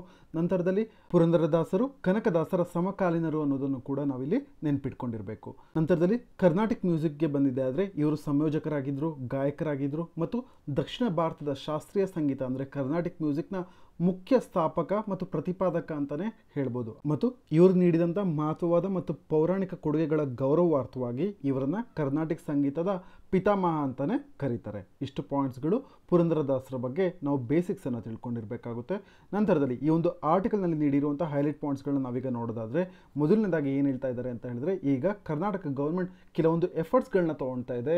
ಪುರಂದರದಾಸರ ಬರ್ತ್ ಪ್ಲೇಸ್ನ ವಿಚಾರವಾಗಿ ಹಿಂದೆ ಇದ್ದಂಥ ಊಹಾಪೋಹಗಳನ್ನು ತೀರಿಸೋದಕ್ಕೋಸ್ಕರ ಈಗ department of archaeology, heritage and museum ಈ ಒಂದು ಡಿಪಾರ್ಟ್ಮೆಂಟ್ ಈಗ ಪುರಂದರದಾಸರ ಬರ್ತ್ ಪ್ಲೇಸ್ನ ವಿಚಾರವಾಗಿ ಕೆಲವೊಂದು ಆರ್ಕಿಯಾಲಜಿಕಲ್ ಎವಿಡೆನ್ಸಸ್ಗಳನ್ನು ಕಂಡು ಹಿಡಿಬೇಕು ಅಂತ ಹೇಳಿ ತೀರ್ಥಹಳ್ಳಿ ತಾಲೂಕಿನ ಗ್ರಾಮ ಪಂಚಾಯತ್ ಅರಗ ಗ್ರಾಮ ಪಂಚಾಯತಲ್ಲಿ ಇರುವಂಥ ಕೇಶವಪುರ ಈ ಒಂದು ಜಾಗದಲ್ಲಿ ರಿಸರ್ಚ್ ವರ್ಕನ್ನು ಕಂಡಕ್ಟ್ ಮಾಡೋದಾಗಿ ಈಗ ತಿಳಿಸಿದೆ. ಮುಂದುವರಿದು ಈ ಆರ್ಟಿಕಲ್ನಲ್ಲಿ ಹೇಳ್ತಾರೆ ಪುರಂದರ ವಿಠಲ ಇದೊಂದು ಪೆನ್ ನೇಮ್ ಆಗಿತ್ತು ಪುರಂದರದಾಸರ ಕಂಪೋಸಿಷನ್ಸ್ಗಳಿಗೆ. ಇದನ್ನೇ ಮಿಸ್ಅಂಡರ್ಸ್ಟ್ಯಾಂಡಿಂಗ್ನ ಮಾಡಿಕೊಂಡು ಮಹಾರಾಷ್ಟ್ರದಲ್ಲಿರುವಂಥ ಪುರಂದರ ಗಡ್ಗೆ ಸೇರಿದವರು ಅಂತ ಹೇಳಿ ತಪ್ಪು ಪರಿಕಲ್ಪನೆಯನ್ನು ಮಾಡಿಕೊಳ್ಳಲಾಗಿತ್ತು ಮತ್ತು ಅಲ್ಲೇ ಜನನವಾಗಿತ್ತು ಅಂತ ಹೇಳಿ ವ್ಯಾಪಕವಾಗಿ ನಂಬಲಾಗಿತ್ತು. ಆದಾಗ್ಯೂ ಕೂಡ ಕರ್ನಾಟಕದ ಮಲೆನಾಡಿನ ಜನರು ಇಲ್ಲ ಇವರು ನಮ್ಮ ಪ್ರದೇಶಕ್ಕೆ ಸೇರಿದವರು ಅಂತ ಹೇಳಿ ಹೇಳಿದರು. ನಂತರದಲ್ಲಿ ಹಿಸ್ಟೋರಿಯನ್ಸ್ ಇತಿಹಾಸಕಾರರ ಪ್ರಕಾರವಾಗಿ ವಿಜಯನಗರ ಆಳ್ವಿಕೆಯಲ್ಲಿ ಮಲೆನಾಡಿನ ಅರಗ ಅನ್ನುವಂಥ ಒಂದು ಪ್ರದೇಶ ವಾಣಿಜ್ಯ ಕೇಂದ್ರವಾಗಿತ್ತು.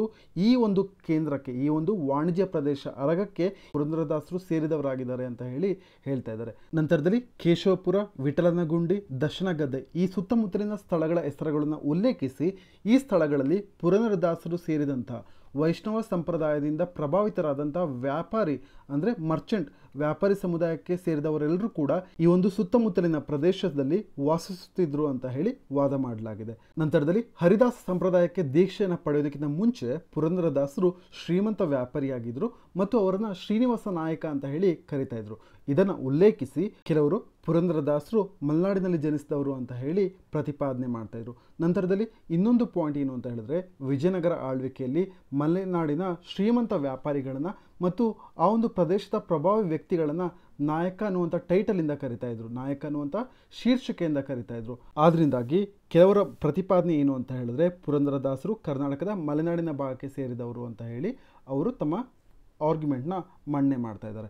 ನಂತರದಲ್ಲಿ ಈ ವಿಚಾರವಾಗಿ ಜನ್ಮಸ್ಥಳಕ್ಕೆ ಸಂಬಂಧಿಸಿದಂಥ ಹೂವಾಪೋಹಗಳನ್ನು ಬಗೆಹರಿಸೋದಕ್ಕೋಸ್ಕರನೇ ಹಂಪಿಯ ಕನ್ನಡ ವಿಶ್ವವಿದ್ಯಾಲಯಕ್ಕೆ ತಜ್ಞರ ಸಮಿತಿ ರಚನೆ ಮಾಡಬೇಕು ಅಂತ ಹೇಳಿ ರಾಜ್ಯ ಸರ್ಕಾರ ನಿರ್ದೇಶನ ಮಾಡಿರುತ್ತೆ.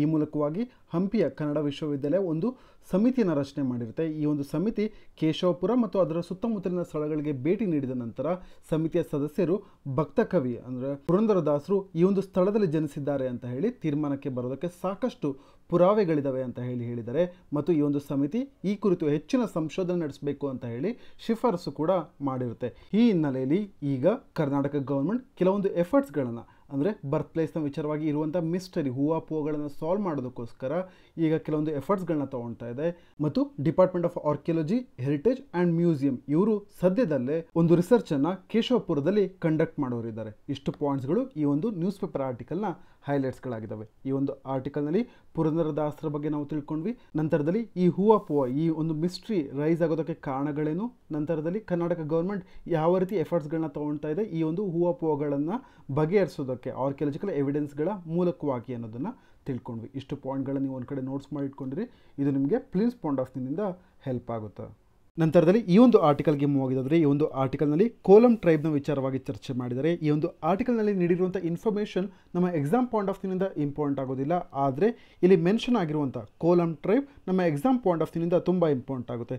ಯಾಕೆ ಅಂತ ಹೇಳಿದ್ರೆ ಈ ಒಂದು tribe particularly vulnerable tribal group ಅಂತ ಹೇಳಿ ಐಡೆಂಟಿಫೈ ಮಾಡಲಾಗಿದೆ. ಈ ಹಿನ್ನೆಲೆಯಲ್ಲಿ ಈ ಒಂದು ಟಾಪಿಕನ್ನು ನೀವು GS ಪೇಪರ್ 2ನಲ್ಲಿ mechanisms, laws, policies and schemes for the welfare of vulnerable groups ಮತ್ತು GS 1 ಪೇಪರ್ ಕೆಳಗಡೆ ಡೈವರ್ಸಿಟಿ ಆಫ್ ಇಂಡಿಯಾ ಈ ಎರಡು ಟಾಪಿಕ್ಗಳ ಕೆಳಗಡೆ ನೀವು ನೋಟ್ಸ್ನ ಮಾಡ್ಕೊಬೋದು. ನಂತರದಲ್ಲಿ ಈ ಒಂದು ಟಾಪಿಕ್ನ ಹಿನ್ನೆಲೆಯಲ್ಲಿ PVTG ಅಂದರೆ ಏನು, ಪರ್ಟಿಕ್ಯುಲರ್ಲಿ ವಲ್ನರಬಲ್ ಟ್ರೈಬಲ್ ಗ್ರೂಪ್ಸ್ ಅಂದರೆ ಏನು ಮತ್ತು ಇದನ್ನು ಯಾವ ರೀತಿ ಡಿಸೈಡ್ ಮಾಡ್ತಾರೆ, ಯಾವ್ಯಾವ ಕ್ರೈಟೀರಿಯಾ ಮಾನದಂಡಗಳನ್ನು ಅನುಸರಿಸಿ ಡಿಸೈಡ್ ಮಾಡ್ತಾರೆ ಅಂತ ಹೇಳಿ ತಿಳ್ಕೊಬೇಕಾಗುತ್ತೆ. ನಂತರದಲ್ಲಿ ಕೋಲಂ ಟ್ರೈಬ್ನ ವಿಚಾರವಾಗಿ ಮತ್ತಷ್ಟು ಇನ್ಫಾರ್ಮೇಷನ್ನ ತಿಳ್ಕೊಬೇಕಾಗುತ್ತೆ. ಮೊದಲನೇದಾಗಿ ನಮ್ಮ ದೇಶದಲ್ಲಿ ಟ್ರೈಬಲ್ ಪಾಪ್ಯುಲೇಷನ್ ಎಷ್ಟಿದೆ ಅನ್ನೋದನ್ನು ನೋಡೋದಾದರೆ 8.6% ಟ್ರೈಬಲ್ ಪಾಪ್ಯುಲೇಷನ್ ಇದೆ ನಮ್ಮ ದೇಶದಲ್ಲಿ. ನಂತರದಲ್ಲಿ 1973ರಲ್ಲಿ ದೇಬರ್ ಕಮಿಷನ್ ಅಂತ ಹೇಳಿ ಕಾನ್ಸ್ಟಿಟ್ಯೂಟ್ ಮಾಡ್ತಾರೆ. ಇವರು ಪ್ರಿಮಿಟಿವ್ ಟ್ರೈಬಲ್ ಗ್ರೂಪ್ಸ್ ಅಂತ ಹೇಳಿ ಒಂದು ಸೆಪ್ರೇಟ್ ಕ್ಯಾಟಗರಿಯನ್ನು ರೆಕಗ್ನೈಸ್ ಮಾಡ್ತಾರೆ. ನಮ್ಮ ದೇಶದಲ್ಲಿರುವಂಥ ಟ್ರೈಬಲ್ ಗ್ರೂಪ್ಸ್ನಲ್ಲಿ ಅತ್ಯಂತ ಕಡಿಮೆ ಅಭಿವೃದ್ಧಿಯನ್ನು ಹೊಂದಿರುವಂಥವರು ಪ್ರಿಮಿಟಿವ್ ಟ್ರೈಬಲ್ ಗ್ರೂಪ್ಸ್ ಅಂತ ಹೇಳಿ ಈ ರೀತಿಯಾಗಿ ಸೆಪ್ರೇಟ್ ಕ್ಯಾಟಗರಿಯನ್ನು ದೇಬರ್ ಕಮಿಷನ್ ಕಾನ್ಸ್ಟಿಟ್ಯೂಟ್ ಮಾಡುತ್ತೆ ಅಥವಾ ಕ್ರಿಯೇಟ್ ಮಾಡುತ್ತೆ. ನಂತರದಲ್ಲಿ 1975ರಲ್ಲಿ ಗೌರ್ಮೆಂಟ್ ಆಫ್ ಇಂಡಿಯಾ ಮತ್ತೆ ಒಂದು ಇನಿಷಿಯೇಟಿವ್ನ ತಗೊಳುತ್ತೆ. ಈ ಮುಖಾಂತರವಾಗಿ ಮೋಸ್ಟ್ ವಲ್ನರಬಲ್ ಟ್ರೈಬಲ್ ಗ್ರೂಪನ್ನು ಐಡೆಂಟಿಫೈ ಮಾಡುವಂಥ ವಿಚಾರದ ಹಿನ್ನೆಲೆಯನ್ನು ಇಟ್ಕೊಂಡು ಈ ಒಂದು ಪ್ರಿಮಿಟಿವ್ ಟ್ರೈಬಲ್ ಗ್ರೂಪನ್ನು PVTG ಅಂದರೆ ಪರ್ಟಿಕ್ಯುಲರ್ಲಿ ವಲ್ನರಬಲ್ ಟ್ರೈಬಲ್ ಗ್ರೂಪ್ ಅಂತ ಹೇಳಿ ರೀನೇಮ್ ಮಾಡುತ್ತೆ. ಈ ಸಂದರ್ಭದಲ್ಲಿ ಅಂದರೆ 1975ರಲ್ಲಿ ಗೌರ್ಮೆಂಟ್ ಆಫ್ ಇಂಡಿಯಾ 52 ಗ್ರೂಪ್ಗಳನ್ನು PVTG ಅಂದರೆ ಪರ್ಟಿಕ್ಯುಲರ್ಲಿ ವಲ್ನರಬಲ್ ಟ್ರೈಬಲ್ ಗ್ರೂಪ್ ಅಂತ ಹೇಳಿ ಡಿಕ್ಲೇರ್ ಮಾಡುತ್ತೆ. ನಂತರದಲ್ಲಿ 1993ರಲ್ಲಿ ಮತ್ತೆ 23 ಗ್ರೂಪ್ಸ್ಗಳನ್ನ ಆ್ಯಡ್ ಮಾಡಲಾಗುತ್ತೆ. ಟೋಟಲ್ ಆಗಿ ಈಗ 75 ಪರ್ಟಿಕ್ಯುಲರ್ಲಿ ವಲ್ನರಬಲ್ ಟ್ರೈಬಲ್ ಗ್ರೂಪ್ಸ್ಗಳಿದ್ದಾವೆ ಭಾರತದಲ್ಲಿ. ನಮ್ಮ ದೇಶದಲ್ಲಿ ಟೋಟಲ್ ಆಗಿ 705 ಶೆಡ್ಯೂಲ್ಡ್ ಟ್ರೈಬ್ಸ್ಗಳಿದ್ದಾವೆ. ಇದರಲ್ಲಿ ಅಂಡರ್ ಡೆವಲಪ್ಡ್ ಅಥವಾ ಅಭಿವೃದ್ಧಿ ಕಾಣದೇ ಇರುವಂಥ ಅಥವಾ ವಲ್ನರೇಬಲ್ ಆಗಿರುವಂಥ 75 ಗುಂಪನ್ನು ಪರ್ಟಿಕ್ಯುಲರ್ಲಿ ವಲ್ನರೇಬಲ್ ಟ್ರೈಬಲ್ ಗ್ರೂಪ್ ಅಂತ ಹೇಳಿ ಡಿಕ್ಲೇರ್ ಮಾಡಲಾಗಿದೆ. ನಂತರದಲ್ಲಿ ಡಿಕ್ಲೇರ್ ಮಾಡಿರುವಂಥ ಪರ್ಟಿಕ್ಯುಲರ್ಲಿ ವಲ್ನರೇಬಲ್ ಟ್ರೈಬಲ್ ಗ್ರೂಪ್ಸ್ಗಳಲ್ಲಿ ಟೋಟಲ್ ಆಗಿ 75ರಲ್ಲಿ ಹೈಯೆಸ್ಟ್ ನಂಬರ್ ಒಡಿಸ್ಸಾದಲ್ಲಿ ಕಾಣಸಿಗುತ್ತೆ 13ರಷ್ಟು. ನಂತರದಲ್ಲಿ ಆಂಧ್ರ ಪ್ರದೇಶದಲ್ಲಿ 12 ಪರ್ಟಿಕ್ಯುಲರ್ಲಿ ವಲ್ನರೇಬಲ್ ಟ್ರೈಬಲ್ಸ್ ಗ್ರೂಪ್ಸ್ಗಳಿದ್ದಾವೆ. ಈ ಪಾಯಿಂಟ್ನು ಕೂಡ ನೆನ್ಪಿಟ್ಕೊಂಡಿರಿ. ಇದನ್ನು ಸ್ಟೇಟ್ಮೆಂಟ್ ಮುಖಾಂತರವಾಗಿ ಕೇಳುವಂಥ ಸಾಧ್ಯತೆ ಇದೆ. ನಮ್ಮ ದೇಶದಲ್ಲಿ ಇರುವಂಥ 75 ಪರ್ಟಿಕ್ಯುಲರ್ಲಿ ವಲ್ನರೇಬಲ್ ಟ್ರೈಬಲ್ ಗ್ರೂಪ್ಸ್ಗಳಲ್ಲಿ ಯಾವ ರಾಜ್ಯ ಹೈಯೆಸ್ಟ್ ಪರ್ಟಿಕ್ಯುಲರ್ಲಿ ವಲ್ನರೇಬಲ್ ಟ್ರೈಬಲ್ ಗ್ರೂಪ್ಸ್ಗಳನ್ನ ಹೊಂದಿದೆ ಅಂತ ಕೇಳಿದ್ರೆ ಅದಕ್ಕೆ ಸರಿಯಾದ ಉತ್ತರ ಒಡಿಸ್ಸಾ ಆಗುತ್ತೆ. ಯಾಕೆ ಅಂತ ಹೇಳಿದ್ರೆ 13 ಗ್ರೂಪ್ಸ್ಗಳನ್ನು PVTG ಕೆಳಗಡೆ ಕೆಟಗರೈಸ್ ಮಾಡಲಾಗಿದೆ. ನಂತರದಲ್ಲಿ ಯಾವ ಮಾನದಂಡಗಳನ್ನ ಅಂದರೆ ಯಾವ ಕ್ರೈಟೀರಿಯಾಗಳನ್ನ ಇಟ್ಕೊಂಡು PVTG ಪರ್ಟಿಕ್ಯುಲರ್ಲಿ ವಲ್ನರಬಲ್ ಟ್ರೈಬಲ್ ಗ್ರೂಪ್ಸ್ಗಳನ್ನ ಡಿಸೈಡ್ ಮಾಡ್ತಾರೆ ಅನ್ನೋದನ್ನು ನೋಡೋದಾದರೆ, ಮೊದಲನೇದಾಗಿ ಕೃಷಿ ಮಾಡೋದಕ್ಕಿಂತ ಮುಂಚೆ ಯಾವ ರೀತಿಯಾದ ತಂತ್ರಜ್ಞಾನವನ್ನು ಉಪಯೋಗಿಸ್ಕೊಂಡು ಆಹಾರವನ್ನು ಬೆಳೀತಾ ಇದ್ರು ಅಂತ ಹೇಳಿ ನೋಡ್ತಾರೆ.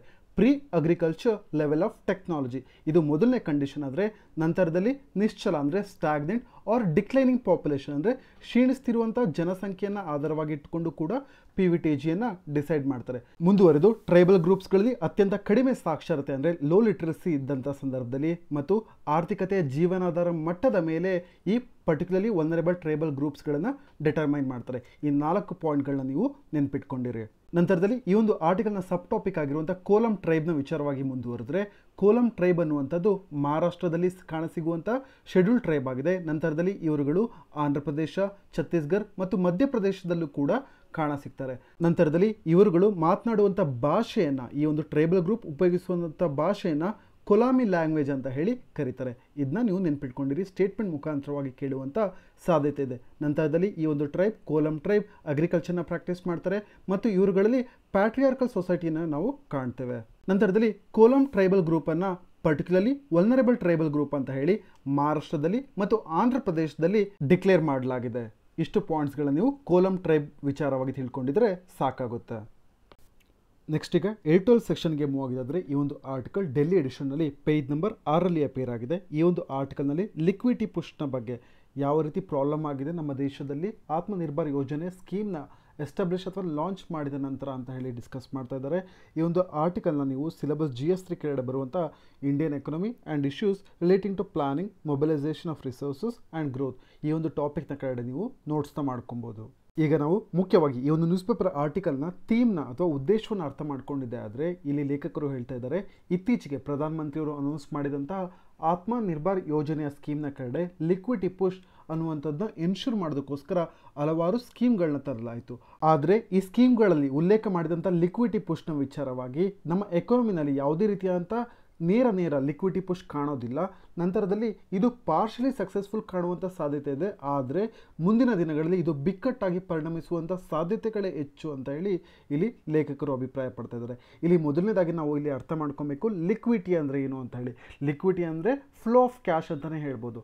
ಅಂದರೆ ಜನಗಳ ಮಧ್ಯೆ ಹಣದ ನಿರಂತರ ಹರಿಯುವಿಕೆಯನ್ನು ಲಿಕ್ವಿಡಿಟಿ ಅಂತ ಹೇಳಿ ಕರಿತೇವೆ. ಈಗ ನಮ್ಮ ಎಕಾನಮಿನಲ್ಲಿ ಲಿಕ್ವಿಡಿಟಿಯನ್ನು ಹೆಚ್ಚು ಮಾಡಿದ್ರೆ ಏನಾಗುತ್ತೆ, ಕ್ಯಾಶ್ ಫ್ಲೋ ಜಾಸ್ತಿ ಆಗುತ್ತೆ. ಇದರಿಂದಾಗಿ ಎಕನಾಮಿಕ್ ಆಕ್ಟಿವಿಟಿ ಜಾಸ್ತಿ ಆಗುತ್ತೆ. ಎಕನಾಮಿಕ್ ಆಕ್ಟಿವಿಟೀಸ್ಗಳು ಜಾಸ್ತಿ ಆದರೆ ನಮ್ಮ ದೇಶ ಎಕಾನಮಿಯಲ್ಲಿ ಹೆಚ್ಚು ಸಬಲತೆಯನ್ನು ಕಾಣಬಹುದು. ಈ ರೀತಿಯಾಗಿ ಲಿಕ್ವಿಡಿಟಿ ಪುಷ್ ತುಂಬ ಇಂಪಾರ್ಟೆಂಟ್ ಆಗುತ್ತೆ ಎಕಾನಮಿನಲ್ಲಿ. ಇದೇ ಪರ್ಸ್ಪೆಕ್ಟಿವ್ ಅನ್ನು ಇಟ್ಕೊಂಡು ಗವರ್ಮೆಂಟ್ ಆತ್ಮನಿರ್ಭರ್ ಸ್ಕೀಮ್ನ ಕಡೆ MSME ಸೆಕ್ಟರ್ಗೋಸ್ಕರ 3 ಲಕ್ಷ ಕೋಟಿಯನ್ನು ಮತ್ತು RBI ಬ್ಯಾಂಕ್ಗಳಿಗೋಸ್ಕರ ರೆಪೋ ರೇಟ್ ಮತ್ತು CRR ಇವುಗಳ ಎಲ್ಲ ಲಿಮಿಟೇಷನ್ಸ್ಗಳನ್ನು ಕಡಿಮೆ ಮಾಡ್ತು. ಈ ರೀತಿಯಾಗಿ RBI ರೆಪೋ ರೇಟನ್ನು ಕಡಿಮೆ ಮಾಡಿದಂಥ ಸಂದರ್ಭದಲ್ಲಿ ಏನಾಗುತ್ತೆ ಅಂತ ಹೇಳಿದ್ರೆ RBIನಿಂದ ಕಮರ್ಷಿಯಲ್ ಬ್ಯಾಂಕ್ಗಳು ತುಂಬ ಕಡಿಮೆ ಬಡ್ಡಿ ದರದಲ್ಲಿ ಸಾಲವನ್ನು ಪಡ್ಕೊಬೋದಾಗಿದೆ. ಇದರ ಡೈರೆಕ್ಟ್ ಇಂಪ್ಯಾಕ್ಟ್ ಯಾವ ರೀತಿಯಲ್ಲಿ ಇರುತ್ತೆ ಅಂತ ಹೇಳಿದ್ರೆ ಈಗ ಕಮರ್ಷಿಯಲ್ ಬ್ಯಾಂಕ್ಗಳು ಕಡಿಮೆ ಬಡ್ಡಿ ದರದಲ್ಲಿ ಬೇರೆ MSME ಸೆಕ್ಟರ್ಗಳಲ್ಲಿರುವಂತಹ ಇಂಡಸ್ಟ್ರೀಸ್ಗಳಿಗೆ ಕಡಿಮೆ ಬಡ್ಡಿ ದರದಲ್ಲಿ ಸಾಲವನ್ನು ಕೊಡಬಹುದು. ಈ ರೀತಿಯಾಗಿ ನಮ್ಮ ಎಕಾನಮಿನಲ್ಲಿ ಲಿಕ್ವಿಡಿಟಿಯನ್ನು ಇನ್ಕ್ರೀಸ್ ಮಾಡ್ಬೋದು ಅಂತ ಹೇಳಿ ಗವರ್ಮೆಂಟ್ ಪರ್ಸೆಪ್ಷನ್ ಅಂದ್ಕೊಂಡಿತ್ತು. ಆದರೆ ಇಲ್ಲಿ ಲೇಖಕರು ಏನು ಹೇಳ್ತಾರೆ ಅಂತ ಹೇಳಿದ್ರೆ ಇವರ ಕನ್ಸರ್ನ್ ಏನು ಅಂತ ಹೇಳಿದ್ರೆ ನಮ್ಮ ಎಕಾನಮಿನಲ್ಲಿ ಡಿಮಾಂಡ್ ಕ್ರಿಯೇಟ್ ಆಗದೇ ಲಿಕ್ವಿಡಿಟಿ ಪುಷ್ ಮಾಡುವಂಥದ್ದು ಸರಿಯಾದ ಕ್ರಮ ಅಲ್ಲ ಅಂತ ಹೇಳಿ ಈ ಒಂದು ಆರ್ಟಿಕಲ್ನಲ್ಲಿ ಲೇಖಕರು ಅಭಿಪ್ರಾಯ ಪಡ್ತಾ ಇದ್ದಾರೆ. ನಂತರದಲ್ಲಿ ಡಿಮಾಂಡ್ ಅನ್ನುವಂಥದ್ದು ಎಷ್ಟರ ಮಟ್ಟಿಗೆ ಇಂಪಾರ್ಟೆಂಟ್ ಆಗುತ್ತೆ ನಮ್ಮ ಎಕಾನಮಿನಲ್ಲಿ ಅನ್ನೋದನ್ನು ಅರ್ಥ ಮಾಡ್ಕೊಳ್ಳೋದಾದ್ರೆ ಮೊದಲನೇದಾಗಿ ಈ ಸಂದರ್ಭದಲ್ಲಿ ನಾವು ಈಗಾಗಲೇ ಹಲವಾರು ರಿಪೋರ್ಟ್ಗಳನ್ನು ನೋಡಿದ್ದೇವೆ. ನಮ್ಮ ಭಾರತದಲ್ಲಿ ಆಗಿರ್ಬೋದು ಅಥವಾ ಹೊರ ದೇಶಗಳಲ್ಲಿ ಆಗಿರ್ಬೋದು ಹಲವಾರು ಜನ COVID-19 ಪರಿಸ್ಥಿತಿಯ ಹಿನ್ನೆಲೆಯಲ್ಲಿ ತಮ್ಮ ಕೆಲಸಗಳನ್ನು ಕಳ್ಕೊಂಡಿದ್ದಾರೆ. ಈ ಸಂದರ್ಭದಲ್ಲಿ ಅವರುಗಳಿಗೆ ಯಾವುದೇ ರೀತಿಯಾದಂಥ ಇನ್ಕಮ್ ಇರೋದಿಲ್ಲ, ಒಂದು ಫಿಕ್ಸೆಡ್ ಇನ್ಕಮ್ ಇರೋದಿಲ್ಲ. ಈ ಸಂದರ್ಭದಲ್ಲಿ ಅವರುಗಳು ಮಾರ್ಕೆಟ್ನಲ್ಲಿ ಖರೀದಿಗೆ ಮುಂದಾಗೋದಿಲ್ಲ. ಇಂತಹ ಸಂದರ್ಭದಲ್ಲಿ MSMEಗಳಿಗೆ ಸಾಲವನ್ನು ಕೊಟ್ಟಂಥ ಸಂದರ್ಭದಲ್ಲಿ MSME ಸೆಕ್ಟರ್ಗಳು ಈ ಹಣವನ್ನು ಮಾಡೋದಾದರೂ ಏನು, ಯಾಕೆ ಅಂತ ಹೇಳಿದ್ರೆ MSME ಸೆಕ್ಟರ್ಗಳು ತಮ್ಮ ಪ್ರೊಡಕ್ಷನನ್ನು ಇನ್ಕ್ರೀಸ್ ಮಾಡೋದಕ್ಕೆ ಅಥವಾ ಅವರುಗಳ ಇಂಡಸ್ಟ್ರೀಸ್ಗಳ ಗ್ರೋತನ್ನು ಅಂದರೆ ಅವರ ಬೆಳವಣಿಗೆಯನ್ನು ಇನ್ಕ್ರೀಸ್ ಮಾಡೋದಕ್ಕೋಸ್ಕರ ಆ ಒಂದು ಇಂಡಸ್ಟ್ರಿ ಸೈಜನ್ನು ಇನ್ಕ್ರೀಸ್ ಮಾಡೋದಕ್ಕೆ ಉಪಯೋಗಿಸ್ಕೊಬೋದಾಗಿದೆ. ಆದರೆ ನಮ್ಮ ಎಕಾನಮಿನಲ್ಲಿ ಡಿಮಾಂಡ್ ಇಲ್ಲದೇ ಇರುವಂಥ ಪರಿಸ್ಥಿತಿನಲ್ಲಿ MSME ಸೆಕ್ಟರ್ಗಳ ಬಳಿ ಅಥವಾ ಅವರುಗಳಿಗೆ ಸಾಲವನ್ನು ನೀಡೋದ್ರ ಮುಖಾಂತರವಾಗಿ ಯಾವುದೇ ರೀತಿ ಲಿಕ್ವಿಡಿಟಿ ಪುಷ್ ಆಗೋದಿಲ್ಲ ಅಂತ ಹೇಳಿ ಲೇಖಕರು ಅಭಿಪ್ರಾಯ ಪಡ್ತಾ ಇದ್ದಾರೆ. ನೀವು ಇಲ್ಲಿ ಅರ್ಥ ಮಾಡ್ಕೊಬೇಕು, ಲಿಕ್ವಿಡಿಟಿ ಅಂತ ಹೇಳಿದ್ರೆ ಫ್ಲೋ ಆಫ್ ಕ್ಯಾಶ್ ಅಂತ ಹೇಳಿದ್ರೆ ಹಣದ ನಿರಂತರ ಹರಿಯುವಿಕೆ. ನನಗಾಗಲೇ ಹೇಳಿರುವಂತೆ ಲಿಕ್ವಿಡಿಟಿ ಇನ್ಕ್ರೀಸ್ ಆದರೆ ಅಂದರೆ ಕ್ಯಾಶ್ ಫ್ಲೋ ಇನ್ಕ್ರೀಸ್ ಆಗುತ್ತೆ. ಕ್ಯಾಶ್ ಫ್ಲೋ ಇನ್ಕ್ರೀಸ್ ಆಗೋದ್ರಿಂದ ನಮ್ಮ ಎಕಾನಮಿನಲ್ಲಿ ಎಕನಾಮಿಕ್ ಆಕ್ಟಿವಿಟೀಸ್ಗಳು ಜಾಸ್ತಿ ಆಗ್ತವೆ. ಆದರೆ ಈಗ RBI ಕಡಿಮೆ ಬಡ್ಡಿ ದರದಲ್ಲಿ ಸಾಲವನ್ನು ಕಮರ್ಷಿಯಲ್ ಬ್ಯಾಂಕ್ಗಳಿಗೆ ನೀಡೋದ್ರಿಂದ ಅಥವಾ ಕಮರ್ಷಿಯಲ್ ಬ್ಯಾಂಕ್ಗಳು ಕಡಿಮೆ ಬಡ್ಡಿ ದರದಲ್ಲಿ MSME ಸೆಕ್ಟರ್ಗಳಿಗೆ ಸಾಲವನ್ನು 3 ಲಕ್ಷ ಕೋಟಿ ಪ್ಯಾಕೇಜನ್ನು ಅನೌನ್ಸ್ ಮಾಡಿದರೆ ಇಷ್ಟರ ಮಟ್ಟಿಗೆ ಸಾಲವನ್ನು ನೀಡೋದ್ರಿಂದ ಯಾವುದೇ ರೀತಿ ನಮ್ಮ ಎಕಾನಮಿನಲ್ಲಿ ಲಿಕ್ವಿಡಿಟಿ ಪುಷ್ ಆಗೋದಿಲ್ಲ. ಇದರಲ್ಲಿ ಯಾವುದೇ ರೀತಿ ಗ್ರೋತ್ ಕಾಣೋದಿಲ್ಲ. ಯಾಕೆ ಅಂತ ಹೇಳಿದ್ರೆ ನಮ್ಮ ಎಕಾನಮಿನಲ್ಲಿ ಡಿಮಾಂಡ್ ಕಡಿಮೆ ಆಗಿದೆ ಅಂತ ಹೇಳಿ ಲೇಖಕರು ತಮ್ಮ ಅಭಿಪ್ರಾಯವನ್ನು ಮಂಡಿಸ್ತಾ ಇದ್ದಾರೆ. ನಂತರದಲ್ಲಿ ಈಗ ಕಮರ್ಷಿಯಲ್ ಬ್ಯಾಂಕ್ಗಳು MSME ಸೆಕ್ಟರ್ಗಳಿಗೆ ಸಾಲವನ್ನು ನೀಡಿದೆ ಅಂತ ಹೇಳಿ ಅನ್ಕೋಣ. ಡಿಮಾಂಡ್ ಇಲ್ಲದೇ ಇರುವಂಥ ಸಂದರ್ಭದಲ್ಲಿ MSME ತಮ್ಮ ಪ್ರೊಡಕ್ಷನ್ನ ಜಾಸ್ತಿ ಮಾಡೋದಿಲ್ಲ.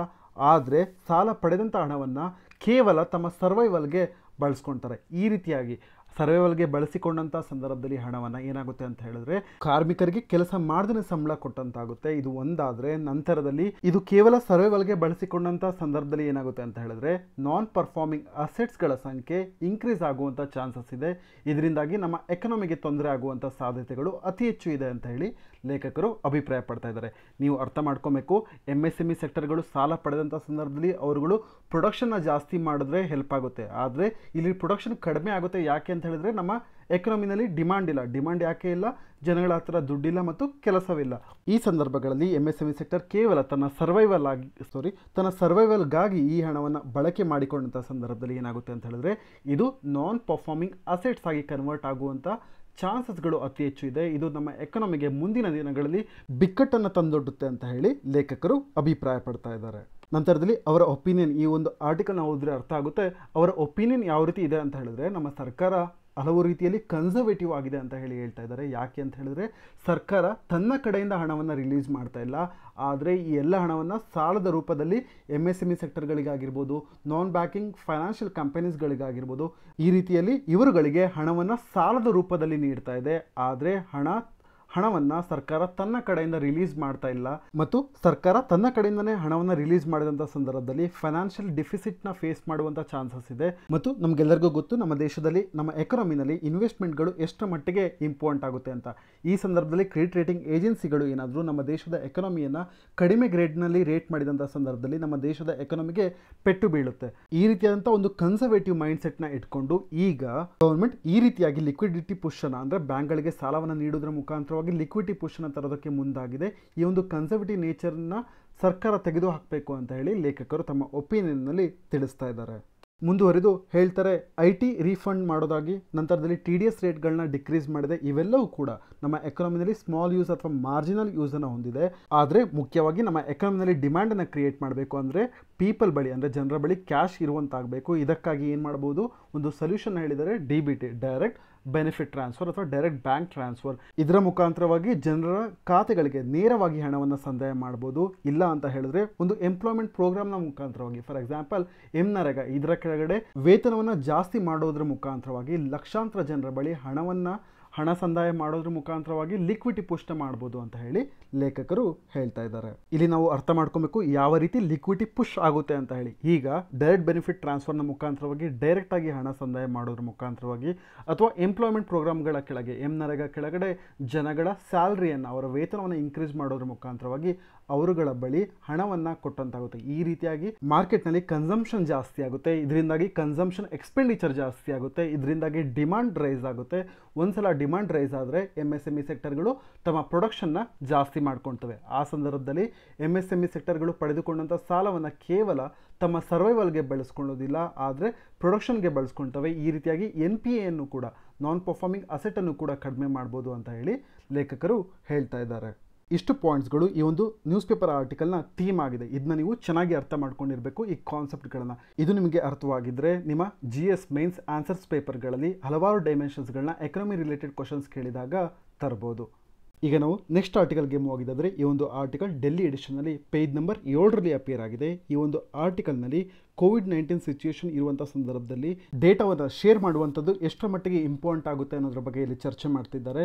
ಮತ್ತು ಈ ಒಂದು ಟಾಪಿಕನ್ನು ನೀವು ಸಿಲೆಬಸ್ GS3 ಕೆಳಗಡೆ ಬರುವಂಥ ಇಂಟರ್ನ್ಯಾಷನಲ್ ರಿಲೇಷನ್ಸ್ ಮತ್ತು ಸೈನ್ಸ್ ಆ್ಯಂಡ್ ಟೆಕ್ನಾಲಜಿ, ಈ ಎರಡು ಟಾಪಿಕ್ಗಳ ಕೆಳಗಡೆ ನೀವು ನೋಟ್ಸ್ನ ಮಾಡ್ಕೊಬೋದು. ಮೊದಲನೇದಾಗಿ ಈ ಒಂದು ನ್ಯೂಸ್ ಪೇಪರ್ ಆರ್ಟಿಕಲ್ನ ಥೀಮನ್ನು ಅರ್ಥ ಮಾಡ್ಕೊಂಡಿದ್ದಾದರೆ, ಮೊದಲನೇದಾಗಿ ಇಲ್ಲಿ ಏನು ಡಿಸ್ಕಸ್ ಮಾಡ್ತಾ ಇದ್ದಾರೆ ಅಂತ ಹೇಳಿದ್ರೆ, ಈಗ ಹಲವಾರು ದೇಶಗಳು ಲಾಕ್ಡೌನ್ ಮೆಷರ್ಸ್ಗಳನ್ನು ರಿಲ್ಯಾಕ್ಸ್ ಮಾಡಿದ್ದಾವೆ. ಇದರಿಂದಾಗಿ ಈಗ ಡೀಪರ್ ಇಶ್ಯೂಸ್ ಅಂದರೆ ಆಳವಾದ ಸಮಸ್ಯೆಗಳು ನಿಧಾನವಾಗಿ ಆಚೆ ಬರ್ತಾ ಇದೆ, ಎಮರ್ಜ್ ಆಗ್ತಾ ಇದೆ. ಇಂಥ ಸಂದರ್ಭದಲ್ಲಿ ಯಾವ್ಯಾವ ಸಮಸ್ಯೆಗಳು ಮೇಜರ್ ಆಗಿದ್ದಾವೆ ಅಂತ ಹೇಳಿದ್ರೆ, ಬಯೋಟೆಕ್ನಾಲಜಿ ರಿಲೇಟೆಡ್ ಆಗಿರ್ಬೋದು, ಅಥವಾ ಜೆನೆಟಿಕ್ ಇಂಜಿನಿಯರಿಂಗ್ ಅಥವಾ ಇನ್ಫಾರ್ಮೇಷನ್ ಟೆಕ್ನಾಲಜಿ, ಈ ರೀತಿಯಾದಂಥ ವಿಷಯಗಳ ವಿಚಾರವಾಗಿ ಲಾಂಗ್ ಟರ್ಮ್ ಇಂಪ್ಯಾಕ್ಟ್ ಮಾಡುವಂಥ ಜಿಯೋ ಪೊಲಿಟಿಕ್ಸ್ ಅಂದರೆ ಭೌಗೋಳಿಕ ರಾಜಕೀಯದ ಮೇಲೆ ದೀರ್ಘಕಾಲೀನ ಪರಿಣಾಮ ಬೀರುತ್ತೆ ಅಂತ ಹೇಳಿ ಹೇಳ್ತಾ ಇದ್ದಾರೆ. ಯಾಕೆ ಅಂತ ಹೇಳಿದ್ರೆ, ಪ್ರಪಂಚದಲ್ಲಿ ಜಿಯೋ ಪೊಲಿಟಿಕ್ಸ್ ಮೇಜರ್ ಆಗಿ ಡಿಪೆಂಡ್ ಆಗಿರುವಂಥದ್ದು ಯಾವುದ್ರ ಮೇಲೆ ಅಂತ ಹೇಳಿದ್ರೆ ಡೇಟಾ ಮತ್ತು ಟೆಕ್ನಾಲಜಿ ಮೇಲೆ. ಇವೆಲ್ಲವೂ ಇಂಟರ್ ಡಿಪೆಂಡೆಂಟ್ ಆಗಿದ್ದಾವೆ. ಕೆಲವೊಂದು ನ್ಯಾಷನಲ್ ಗೌರ್ಮೆಂಟ್ಸ್ಗಳು, ಪಾಲಿಸಿ ಮೇಕರ್ಸ್ಗಳು ಅಥವಾ ಹೆಲ್ತ್ ಕೇರ್ ರಿಸರ್ಚರ್ಸ್ಗಳು ಇವರೆಲ್ಲರೂ ಕೂಡ ಟೆಕ್ನಾಲಜಿ ಮತ್ತು ಡೇಟಾವನ್ನು ಯೂಸ್ ಮಾಡಿಕೊಂಡು ಎಕನಾಮಿಕ್ ಆಕ್ಟಿವಿಟೀಸ್ಗಳನ್ನು ಅಥವಾ ಸೋಷಿಯಲ್ ಡೆವಲಪ್ಮೆಂಟ್ ಅಥವಾ COVID-19 ಅಂತ ಡೆಡ್ಲಿ ಡಿಸೀಸಸ್ಗಳನ್ನ ಫೈಟ್ ಮಾಡೋದಕ್ಕೆ ಮುಂಚಿನಗಿಂತ ಈಗ ಎಫೆಕ್ಟಿವ್ ಆಗಿ ಡೇಟಾ ಮತ್ತು ಟೆಕ್ನಾಲಜಿಯನ್ನು ಉಪಯೋಗಿಸ್ಕೊಳ್ತಾ ಇದ್ದಾರೆ. ಹಾಗಾಗಿ ಜಿಯೋ ಪೊಲಿಟಿಕ್ಸ್ ಮತ್ತು ಡೇಟಾ ಮತ್ತು ಟೆಕ್ನಾಲಜಿ ಇವೆಲ್ಲವೂ ಕೂಡ ಇಂಟರ್ ಡಿಪೆಂಡೆಂಟ್ ಅನ್ನೋದನ್ನು ನಾವಿಲ್ಲಿ ಅರ್ಥ ಮಾಡ್ಕೊಬೇಕು. ಇದು ಮೊದಲನೇ ಪಾಯಿಂಟ್. ನಂತರದಲ್ಲಿ ಡೇಟಾ ಮತ್ತು ಟೆಕ್ನಾಲಜಿ ವಿಚಾರವಾಗಿ ಮಾತನಾಡಿದರೆ, ಅದು ಯಾವ ರೀತಿ ಜಿಯೋ ಪೊಲಿಟಿಕಲ್ ವೆಪನ್ ಅಂತಲೇ ಹೇಳ್ಬೋದು. ಯಾಕೆ ಅಂತ ಹೇಳಿದ್ರೆ, ಪ್ರಾಪರ್ ಆದಂಥ ಡೇಟಾವನ್ನು COVID-19ನ ವಿಚಾರವಾಗಿ ಚೈನಾ ಮತ್ತು ವರ್ಲ್ಡ್ ಹೆಲ್ತ್ ಆರ್ಗನೈಸೇಷನ್ ಸರಿಯಾದ ಸಮಯದಲ್ಲಿ ಬೇರೆ ದೇಶಗಳಿಗೆ ತಿಳಿಸ್ತಿಲ್ಲ. ಈ ರೀತಿಯಾಗಿ ವರ್ಲ್ಡ್ ಹೆಲ್ತ್ ಆರ್ಗನೈಸೇಷನ್ ಮತ್ತು ಚೈನಾ ಕೆಲವು ದೇಶಗಳ ಕೋಪಕ್ಕೆ ಗುರಿಯಾಗಿತ್ತು. ಅಷ್ಟರ ಮಟ್ಟಿಗೆ ಡೇಟಾ ಮತ್ತು ಟೆಕ್ನಾಲಜಿ ಇಂಪಾರ್ಟೆಂಟ್ ರೋಲನ್ನು ಪ್ಲೇ ಮಾಡ್ತವೆ. ನಂತರದಲ್ಲಿ ನೇಚರ್ ಆಫ್ ಟೆಕ್ನಾಲಜಿ ಬಗ್ಗೆ ಮಾತನಾಡಿದಂಥ ಸಂದರ್ಭದಲ್ಲಿ ಮುಂಚೆ ಗೂಗಲ್, ಫೇಸ್ಬುಕ್, ಅಮೆಝಾನ್ ಈ ಥರದ ಟೆಕ್ನಾಲಜಿ ಜೈಂಟ್ಸ್ಗಳು ಹಲವಾರು ಕಂಪನಿಗಳು ಗೌರ್ಮೆಂಟ್ ಮೇಲೆ ಡಿಪೆಂಡ್ ಆಗಿತ್ತು, ಗೌರ್ಮೆಂಟಿನ ಸಪೋರ್ಟ್ ಅನ್ನ ಕೇಳ್ತಾ ಇತ್ತು. ಆದ್ರೆ ಈಗ ಸಿಚುಯೇಷನ್ ಬದಲಾಗಿದೆ. ಈಗ ಗೌರ್ಮೆಂಟೇ ಸ್ವತಃ ಗೂಗಲ್, ಫೇಸ್ಬುಕ್, ಅಮೆಝಾನ್ ಅಂತ ದೊಡ್ಡ ದೊಡ್ಡ ಕಂಪನಿಗಳ ಸಪೋರ್ಟ್ ಅನ್ನ ಪಡ್ಕೊಳ್ತಾ ಇದೆ. ಅವುಗಳಿಗೆ ಕಮಾಂಡಿಂಗ್ ಪೊಸಿಷನ್ ನೀಡಿದೆ. ಯಾಕೆ ಅಂತ ಹೇಳಿದ್ರೆ ಅವುಗಳ ಬಳಿ ಡೇಟಾವಿದೆ. ಡೇಟಾ ಅನ್ನುವಂಥದ್ದು ಹೊಸ currency, data is A new currency ಅಂತ ಹೇಳಿ ಕೂಡ ಹೇಳ್ತಾರೆ. ಈ ರೀತಿಯಾಗಿ ಕಮಾಂಡಿಂಗ್ ಪೊಸಿಷನ್ ಗೂಗಲ್, ಫೇಸ್ಬುಕ್ ಅಂತ ದೊಡ್ಡ ದೊಡ್ಡ ಕಂಪನಿಗಳು ಪಡ್ಕೊಂಡಿದ್ದಾವೆ ಮತ್ತು ನೆಗೋಷಿಯೇಟಿಂಗ್ ರೂಮ್ ನಲ್ಲಿ ಅಪ್ಪರ್ ಹ್ಯಾಂಡ್ ಅನ್ನ ಈ ಕಂಪನೀಸ್ಗಳೇ ಗೌರ್ಮೆಂಟ್ ವಿರುದ್ಧವಾಗಿ ಪಡೆದುಕೊಂಡಿದೆ. ನಂತರದಲ್ಲಿ ಕರೆಂಟ್ ಪ್ಯಾಂಡಮಿಕ್ ಸಿಚುಯೇಷನ್ ನೋಡಿದಂಥ ಸಂದರ್ಭದಲ್ಲಿ ರೈಟ್ ಟು ಪ್ರೈವಸಿ ಬಗ್ಗೆ ಮಾತನಾಡಿದಾದ್ರೆ, ಕರೆಂಟ್ಲಿ ನಮ್ಮ ಇಂಡಿಯಾದ ಎಕ್ಸಾಂಪಲ್ ತಗೊಂಡ್ರೆ ತಮ್ಮ ಲೊಕೇಶನ್ನ ಶೇರ್ ಮಾಡೋದ್ರ ವಿಚಾರವಾಗಿ ಆರೋಗ್ಯ ಸೇತು ಆ್ಯಪನ್ನು ಈಗ 9 ಕೋಟಿ ಜನ ಡೌನ್ಲೋಡ್ ಮಾಡಿದ್ದಾರೆ. ಅದರಲ್ಲಿ ಯಾರು ಕೂಡ ರೈಟ್ ಟು ಪ್ರೈವಸಿ ವಿಚಾರವಾಗಿ ಯಾವುದೇ ರೀತಿಯಂಥ ಕನ್ಸರ್ನ್ ಹೊಂದಿರುವಂತೆ ಕಾಣೋದಿಲ್ಲ. ಇಲ್ಲಿ ನಿಮಗೆ ಅರ್ಥವಾಗಬೇಕು ಕರೆಂಟ್ ಪ್ಯಾಂಡಮಿಕ್ ಸಿಚುಯೇಷನ್ ಯಾವ ರೀತಿ ನಮ್ಮ ಸಮಾಜದಲ್ಲಿ ಅಥವಾ ಪ್ರಪಂಚದಲ್ಲಿ ಆಗಿರ್ಬೋದು ತಮ್ಮ ಲೈವ್ ಲೊಕೇಶನ್ಸ್ಗಳನ್ನ ಶೇರ್ ಮಾಡೋದ್ರ ವಿಚಾರವಾಗಿ ಅದು ಗೌರ್ಮೆಂಟ್ನೊಂದಿಗೆ ಜನಗಳು ರೈಟ್ ಟು ಪ್ರೈವಸಿ ವಿಚಾರವಾಗಿ ತಮ್ಮ ಕನ್ಸರ್ನ್ ಅನ್ನ ಅಥವಾ ಪರ್ಸೆಪ್ಷನ್ ಅನ್ನ ಚೇಂಜ್ ಮಾಡ್ಕೊಂಡಿದ್ದಾರೆ ಅಂತ ಹೇಳಿ ಇಲ್ಲಿ ಲೇಖಕರು ಮೆನ್ಷನ್ ಮಾಡ್ತಾ ಇದ್ದಾರೆ. ಮುಂದುವರಿದು ಹೇಳ್ತಾರೆ, ಟೆಕ್ ಜೈಂಟ್ಸ್ಗಳು ಈಗಿನ ದಿನಗಳಲ್ಲಿ ಜಿಯೋ ಪೊಲಿಟಿಕ್ಸ್ ನಲ್ಲಿ ಲೀಡಿಂಗ್ ರೋಲ್ ಅನ್ನ ಪ್ಲೇ ಮಾಡ್ತಾ ಇದ್ದಾರೆ. ಇದರ ಜೊತೆಗೆ ಅವರುಗಳು ಅವರವರ ದೇಶದ ಪ್ರಾಕ್ಸಿಗಳಾಗಿ ಕೂಡ ಆಕ್ಟ್ ಮಾಡ್ತಾ ಇದ್ದಾರೆ ಮತ್ತು ಹಲವಾರು ಬಾರಿ ಪಾಲಿಸಿ ಮೇಕಿಂಗ್ ಮತ್ತು ನ್ಯಾಷನಲ್ ರೆಗ್ಯುಲೇಷನ್ಸ್ಗಳನ್ನು ಕೂಡ ಇನ್ಫ್ಲೂಯೆನ್ಸ್ ಮಾಡ್ತಾ ಇದ್ದಾರೆ.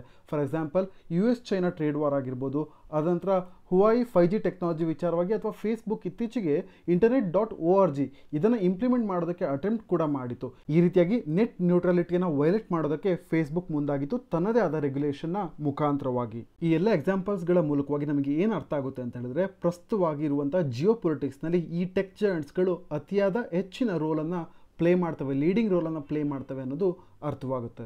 ನಂತರದಲ್ಲಿ ಈ ಟೆಕ್ ಜಾಯಿಂಟ್ಸ್ಗಳು ಅತಿಯಾದ ಹೆಚ್ಚಿನ ಪ್ರಮಾಣದಲ್ಲಿ ಡೇಟಾವನ್ನು ಕಲೆಕ್ಟ್ ಮಾಡ್ಕೊಳ್ತವೆ. ಆದರೆ ಜಿಯೋ ಪೊಲಿಟಿಕಲ್ ರೀಸನ್ಸಿಂದಾಗಿ ಅಥವಾ ಬೇರೆ ದೇಶಗಳ ಮೇಲೆ ಇರುವಂತಹ ದ್ವೇಷದಿಂದಾಗಿ ಈ ಡೇಟಾವನ್ನು ಶೇರ್ ಮಾಡೋದಿಲ್ಲ.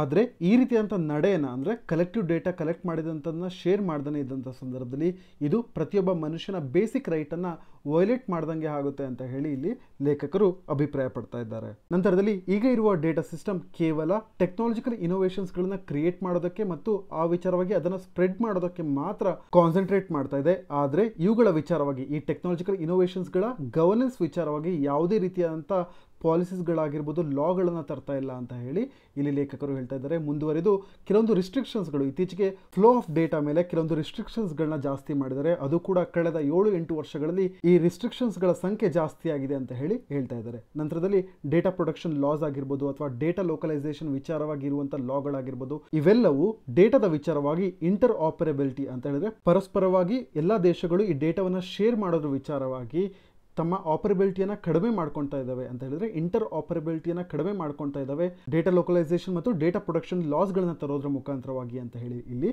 ಲೇಖಕರು ಹೇಳ್ತಾ ಇದ್ದಾರೆ. ಅದ ನಂತರ ಈ ಎಲ್ಲ ಪ್ರೊಟೆಕ್ಷನ್ ವಿಚಾರವಾಗಿ ಇರುವಂಥ ಲಾಸ್ಗಳು, ಡೇಟಾ ಪ್ರೊಟೆಕ್ಷನ್ ವಿಚಾರವಾಗಿ ಇರುವಂಥ ಲಾಸ್ಗಳು ಕೇವಲ ಪರ್ಸನಲ್ ಡೇಟಾ ಮತ್ತು ಪ್ರೈವಸಿ ವಿಚಾರವಾಗಿ ಅತಿ ಹೆಚ್ಚು ಕಾನ್ಸಂಟ್ರೇಷನ್ನ ಮಾಡ್ತವೆ. ಆದರೆ ಬ್ರಾಡರ್ ಇಂಪ್ಯಾಕ್ಟ್ ಇರುವಂಥ ಮೊಬಿಲಿಟಿ ಡೇಟಾವಾಗಿರ್ಬೋದು ಅಥವಾ ಸೋಷಿಯಲ್ ಆಸ್ಪೆಕ್ಟ್ ವಿಚಾರವಾಗಿ ಇರುವಂಥ ಡೇಟಾವಾಗಿರ್ಬೋದು, ಇವುಗಳ ವಿಚಾರವಾಗಿ ಫೋಕಸ್ ಕಡಿಮೆ ಇದೆ ಅಂತ ಹೇಳಿ ಲೇಖಕರು ಹೇಳ್ತಾ ಇದ್ದಾರೆ. ನಂತರದಲ್ಲಿ ಯುರೋಪಿಯನ್ ಯೂನಿಯನ್ ಮತ್ತು ಯುನೈಟೆಡ್ ಸ್ಟೇಟ್ಸ್ನಲ್ಲಿ ಇರುವಂಥ ಡೇಟಾ ಪ್ರೊಟೆಕ್ಷನ್ ಫ್ರೇಮ್ವರ್ಕ್ಸ್ಗಳ ಬಗ್ಗೆ ಮಾತನಾಡ್ತಾ ಹೇಳ್ತಾರೆ. ಜನರಲ್ ಡೇಟಾ ಪ್ರೊಟೆಕ್ಷನ್ ರೆಗ್ಯುಲೇಷನ್ ಅಂತ ಹೇಳಿ ಯುರೋಪಿಯನ್ ಯೂನಿಯನ್ನಲ್ಲಿ ಇದೆ ಮತ್ತು USA ಕ್ಲೌಡ್ ಆ್ಯಕ್ಟ್ ಅಂತ ಇದೆ. ಇವೆಲ್ಲವೂ ಕೂಡ ಯೂಸರ್ಸ್ಗಳಿಗೆ ಡೇಟಾವನ್ನು ಕಂಟ್ರೋಲ್ ಮಾಡೋದಕ್ಕೆ ಅಧಿಕಾರವನ್ನು ಕೊಟ್ಟಿದೆ. ಆದರೆ ಈ ಲಾಸ್ಗಳಲ್ಲಿ ಇರುವ ಇಶ್ಯೂಸ್ ಯಾವುದು ಅಂತ ಹೇಳಿದ್ರೆ ಡೇಟಾ ಲೋಕಲೈಸೇಷನ್ ವಿಚಾರವಾಗಿ ಆಗಿರ್ಬೋದು ಅಥವಾ ಇನ್ಫಾರ್ಮೇಷನ್ ಕ್ರಾಸ್ ಬಾರ್ಡರ್ ಫ್ಲೋ ಅಂದರೆ ಬೇರೆ ಬೇರೆ ದೇಶಗಳಿಗೆ ಹರಿಯುವಂಥ ಇನ್ಫಾರ್ಮೇಷನ್ ವಿಚಾರವಾಗಿ ಇಲ್ಲಿ ಯಾವುದೇ ರೀತಿಯಾದಂಥ ಅಂದರೆ ಸರಿಯಾದ ರೀತಿಯಲ್ಲಿ ಲಾ ಫ್ರೇಮ್ವರ್ಕ್ ಇಲ್ಲ ಅಂತ ಹೇಳಿ ಇಲ್ಲಿ ಲೇಖಕರು ಹೇಳ್ತಾ ಇದ್ದಾರೆ. ನಂತರದಲ್ಲಿ ಯುನೈಟೆಡ್ ನೇಷನ್ಸ್ ಕೂಡ UN ಕೂಡ ಯಾವುದೇ ರೀತಿಯಲ್ಲಿ ಲಾಸ್ಗಳ ವಿಚಾರವಾಗಿ ಅಥವಾ ಸೈಬರ್ ಸ್ಪೇಸ್ನ ಬಿಹೇವಿಯರ್ನ ವಿಚಾರವಾಗಿ ಒಂದು ಸರಿಯಾದ ಫ್ರೇಮ್ವರ್ಕ್ ತರುವಲ್ಲಿ ಫೇಲ್ಯೂರ್ನ ಹೊಂದಿದೆ ಅಂತ ಹೇಳಿ ಲೇಖಕರು ಮೆನ್ಷನ್ ಮಾಡಿದ್ದಾರೆ. ನಂತರದಲ್ಲಿ ನಾನು ಈಗಾಗಲೇ ಹೇಳಿರುವಂತೆ ಡೇಟಾ ಮತ್ತು ಟೆಕ್ನಾಲಜಿ ನಮ್ಮ ಜಿಯೋ ಪೊಲಿಟಿಕ್ಸ್ನಲ್ಲಿ ಒಂದು ಇಂಪಾರ್ಟೆಂಟ್ ರೋಲನ್ನು ಪ್ಲೇ ಮಾಡುತ್ತೆ. ನಂತರದಲ್ಲಿ ಗೌರ್ಮೆಂಟ್ ರೆಗ್ಯುಲೇಷನ್ಸ್ಗಳಾಗಿರ್ಬೋದು ಅಥವಾ ಸ್ಟ್ಯಾಂಡರ್ಡ್ ರೆಗ್ಯುಲೇಷನ್ಸ್ ಅಥವಾ ಇಂಟರ್ ಆಪರೇಬಿಲಿಟಿ ಫ್ರೇಮ್ವರ್ಕ್ಸ್ ಇವೆಲ್ಲವೂ ಕೂಡ ಡೇಟಾ ಶೇರಿಂಗ್ನ ವಿಚಾರವಾಗಿ ಇಶ್ಯೂಸ್ಗಳನ್ನ ಸಾಲ್ವ್ ಮಾಡೋದ್ರಲ್ಲಿ ಅಥವಾ ಇವುಗಳನ್ನ ಅಡ್ರೆಸ್ ಮಾಡೋದ್ರಲ್ಲಿ ಫೇಲ್ಯೂರ್ನ ಹೊಂದಿದೆ ಅಂತ ಹೇಳಿ ಇಲ್ಲಿ ಲೇಖಕರು ಹೇಳ್ತಾ ಇದ್ದಾರೆ. ನಂತರದಲ್ಲಿ ಕನ್ಕ್ಲೂಷನ್ಗೆ ಮೂವ್ ಆಗಿದ್ದಾದರೆ ಮುಖ್ಯವಾಗಿ ಸೋಷಿಯಲ್ ವೆಲ್ಫೇರ್ನ ಮೇನ್ ಆಬ್ಜೆಕ್ಟಿವ್ ಆಗಿ ಇಟ್ಕೊಂಡು ಡೇಟಾವನ್ನು ಶೇರ್ ಮಾಡುವಂಥದ್ದು, ದೇಶಗಳು ತಮ್ಮ ನಡುವೆ ಡೇಟಾವನ್ನು ಶೇರ್ ಮಾಡುವಂಥದ್ದು ಇಂಪಾರ್ಟೆಂಟ್ ಆಗುತ್ತೆ. ನಂತರದಲ್ಲಿ ಇದಕ್ಕೋಸ್ಕರ ಒಂದು ಗ್ಲೋಬಲ್ ನಾರ್ಮ್ ಅನ್ನು ತರಬೇಕು ಡೇಟಾ ಗವರ್ನೆನ್ಸ್ನ ಅಡಿಯಲ್ಲಿ ಅಂತ ಹೇಳಿ, ಮತ್ತು ಇದರ ಜೊತೆಗೆ ಪ್ರೈವಸಿ, ಸೆಕ್ಯೂರಿಟಿ ಮತ್ತು ಇಂಟರ್ ಆಪರೇಬಿಲಿಟಿ ಅಂದರೆ ಪರಸ್ಪರ ದೇಶಗಳು ತಮ್ಮ ಇನ್ಫಾರ್ಮೇಷನ್ನ ಶೇರ್ ಮಾಡೋದ್ರ ವಿಚಾರವಾಗಿ ಇವೆಲ್ಲದರ ವಿಚಾರವಾಗಿ ಗ್ಲೋಬಲ್ ನಾರ್ಮ್ಸ್ ಅಥವಾ ರೆಗ್ಯುಲೇಷನ್ ಪಾಲಿಸಿ ಇದನ್ನು ತರಬೇಕು ಅಂತ ಹೇಳಿ ಲೇಖಕರು ಅಭಿಪ್ರಾಯ ಪಡ್ತಾ ಇದ್ದಾರೆ. ಇದರ ಜೊತೆಗೆ ಭಾರತಕ್ಕೆ ಇದು ಸರಿಯಾದ ಸಮಯವಾಗಿದೆ. ಪಾರ್ಲಿಮೆಂಟ್ ಸೆಲೆಕ್ಟ್ ಕಮಿಟಿ ಈಗ ಡೇಟಾ ಪ್ರೊಟೆಕ್ಷನ್ ಫ್ರೇಮ್ವರ್ಕ್ನ ಫಾರ್ಮ್ ಮಾಡೋದಕ್ಕೆ ಅಂತ ಹೇಳಿ ಹೇಳ್ತಾ ಇದ್ದಾರೆ. ಇದರ ಜೊತೆಗೆ ಒಂದು ಇಂಟರ್ನ್ಯಾಷನಲ್ ಬಾಡಿಯನ್ನು ಐಡೆಂಟಿಫೈ ಮಾಡಬೇಕು, ಇದರ ಮುಖಾಂತರವಾಗಿ ಡೇಟಾ ಗವರ್ನೆನ್ಸ್ನ ತರಬೇಕು ಪ್ರಪಂಚದಲ್ಲಿ ಅಂತ ಹೇಳಿ ಲೇಖಕರು ಅಭಿಪ್ರಾಯ ಪಡ್ತಾ ಇದ್ದಾರೆ. ಇಷ್ಟು ಪಾಯಿಂಟ್ಸ್ಗಳು ಈ ಒಂದು ನ್ಯೂಸ್ ಪೇಪರ್ ಆರ್ಟಿಕಲ್ನ ಸಮ್ಮರಿ ಆಗಿದೆ. ನಂತರದಲ್ಲಿ ಈ ಒಂದು ಆರ್ಟಿಕಲ್ನ ನೀವು ನಿಮ್ಮ GS ಮೇನ್ಸ್ ಪೇಪರ್ನಲ್ಲಿ ಯಾವ ರೀತಿ ಯುಟಿಲೈಸ್ ಮಾಡ್ಕೊಬೋದು ಅಂತ ಹೇಳಿದ್ರೆ, ಯಾವುದಾದ್ರೂ ಸೈನ್ಸ್ ಆ್ಯಂಡ್ ಟೆಕ್ನಾಲಜಿ ವಿಚಾರವಾಗಿ ಬಂದಂಥ ಸಂದರ್ಭದಲ್ಲಿ ನೀವು ಅದಕ್ಕೆ ಜಿಯೋ ಪೊಲಿಟಿಕ್ಸ್ ಡೈಮೆನ್ಷನ್ನ ನೀಡಬೇಕು ಅಂತ ಹೇಳಿದ್ರೆ ಈ ಒಂದು ಆರ್ಟಿಕಲ್ನ ಯೂಸ್ ಮಾಡ್ಕೊಬೋದು.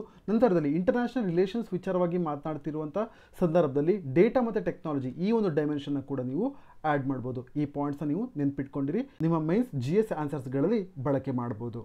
ನಂತರದಲ್ಲಿ ಇವತ್ತಿನ ಪ್ರಿಲಿಮ್ಸ್ ಪ್ರಾಕ್ಟೀಸ್ ಕ್ವಶನ್ಸ್ಗಳಿಗೆ ಮೂವ್ ಆಗಿದ್ದಾದರೆ ಈ ಒಂದು ಮೊದಲನೇ ಪ್ರಶ್ನೆಯನ್ನು ಪರ್ಟಿಕ್ಯುಲರ್ಲಿ ವಲ್ನರೇಬಲ್ ಟ್ರೈಬಲ್ ಗ್ರೂಪ್ ಇದರ ವಿಚಾರವಾಗಿ 2019 ಪ್ರಿಲಿಮ್ಸ್ನಲ್ಲಿ ಕೇಳಿದಂಥ ಪ್ರಶ್ನೆಯನ್ನು ಆಯ್ದುಕೊಳ್ಳಲಾಗಿದೆ. ಇದಕ್ಕೆ ನೀವು ಸರಿಯಾದ ಉತ್ತರವನ್ನು ಚೂಸ್ ಮಾಡಿ ಕಮೆಂಟ್ ಸೆಕ್ಷನಲ್ಲಿ ತಿಳಿಸಿ. ನಂತರದಲ್ಲಿ ಎರಡನೇ ಪ್ರಶ್ನೆಗೆ ಮೂವ್ ಆಗಿದ್ದಾದರೆ ಈ ಒಂದು ಪ್ರಶ್ನೆಯನ್ನು ಕೂಡ PVTG particularly vulnerable tribal groups ಇದರ ವಿಚಾರವಾಗಿ ಕೇಳಿದಂಥ ಪ್ರಶ್ನೆಯಾಗಿದೆ. ಇದರಲ್ಲಿ 3 ಸ್ಟೇಟ್ಮೆಂಟ್ಗಳನ್ನ ಕೊಡಲಾಗಿದೆ. ಇದರಲ್ಲಿ ನೀವು ಸರಿಯಾದ ಸ್ಟೇಟ್ಮೆಂಟನ್ನು ಗುರುತಿಸಿ ಕಮೆಂಟ್ ಸೆಕ್ಷನಲ್ಲಿ ತಿಳಿಸಿ. ಇದಕ್ಕೆ ಸರಿಯಾದ ಉತ್ತರಗಳನ್ನ ಮುಂದಿನ ಸೆಷನ್ನಲ್ಲಿ ಡಿಸ್ಕಸ್ ಮಾಡೋಣ. Thank you for watching.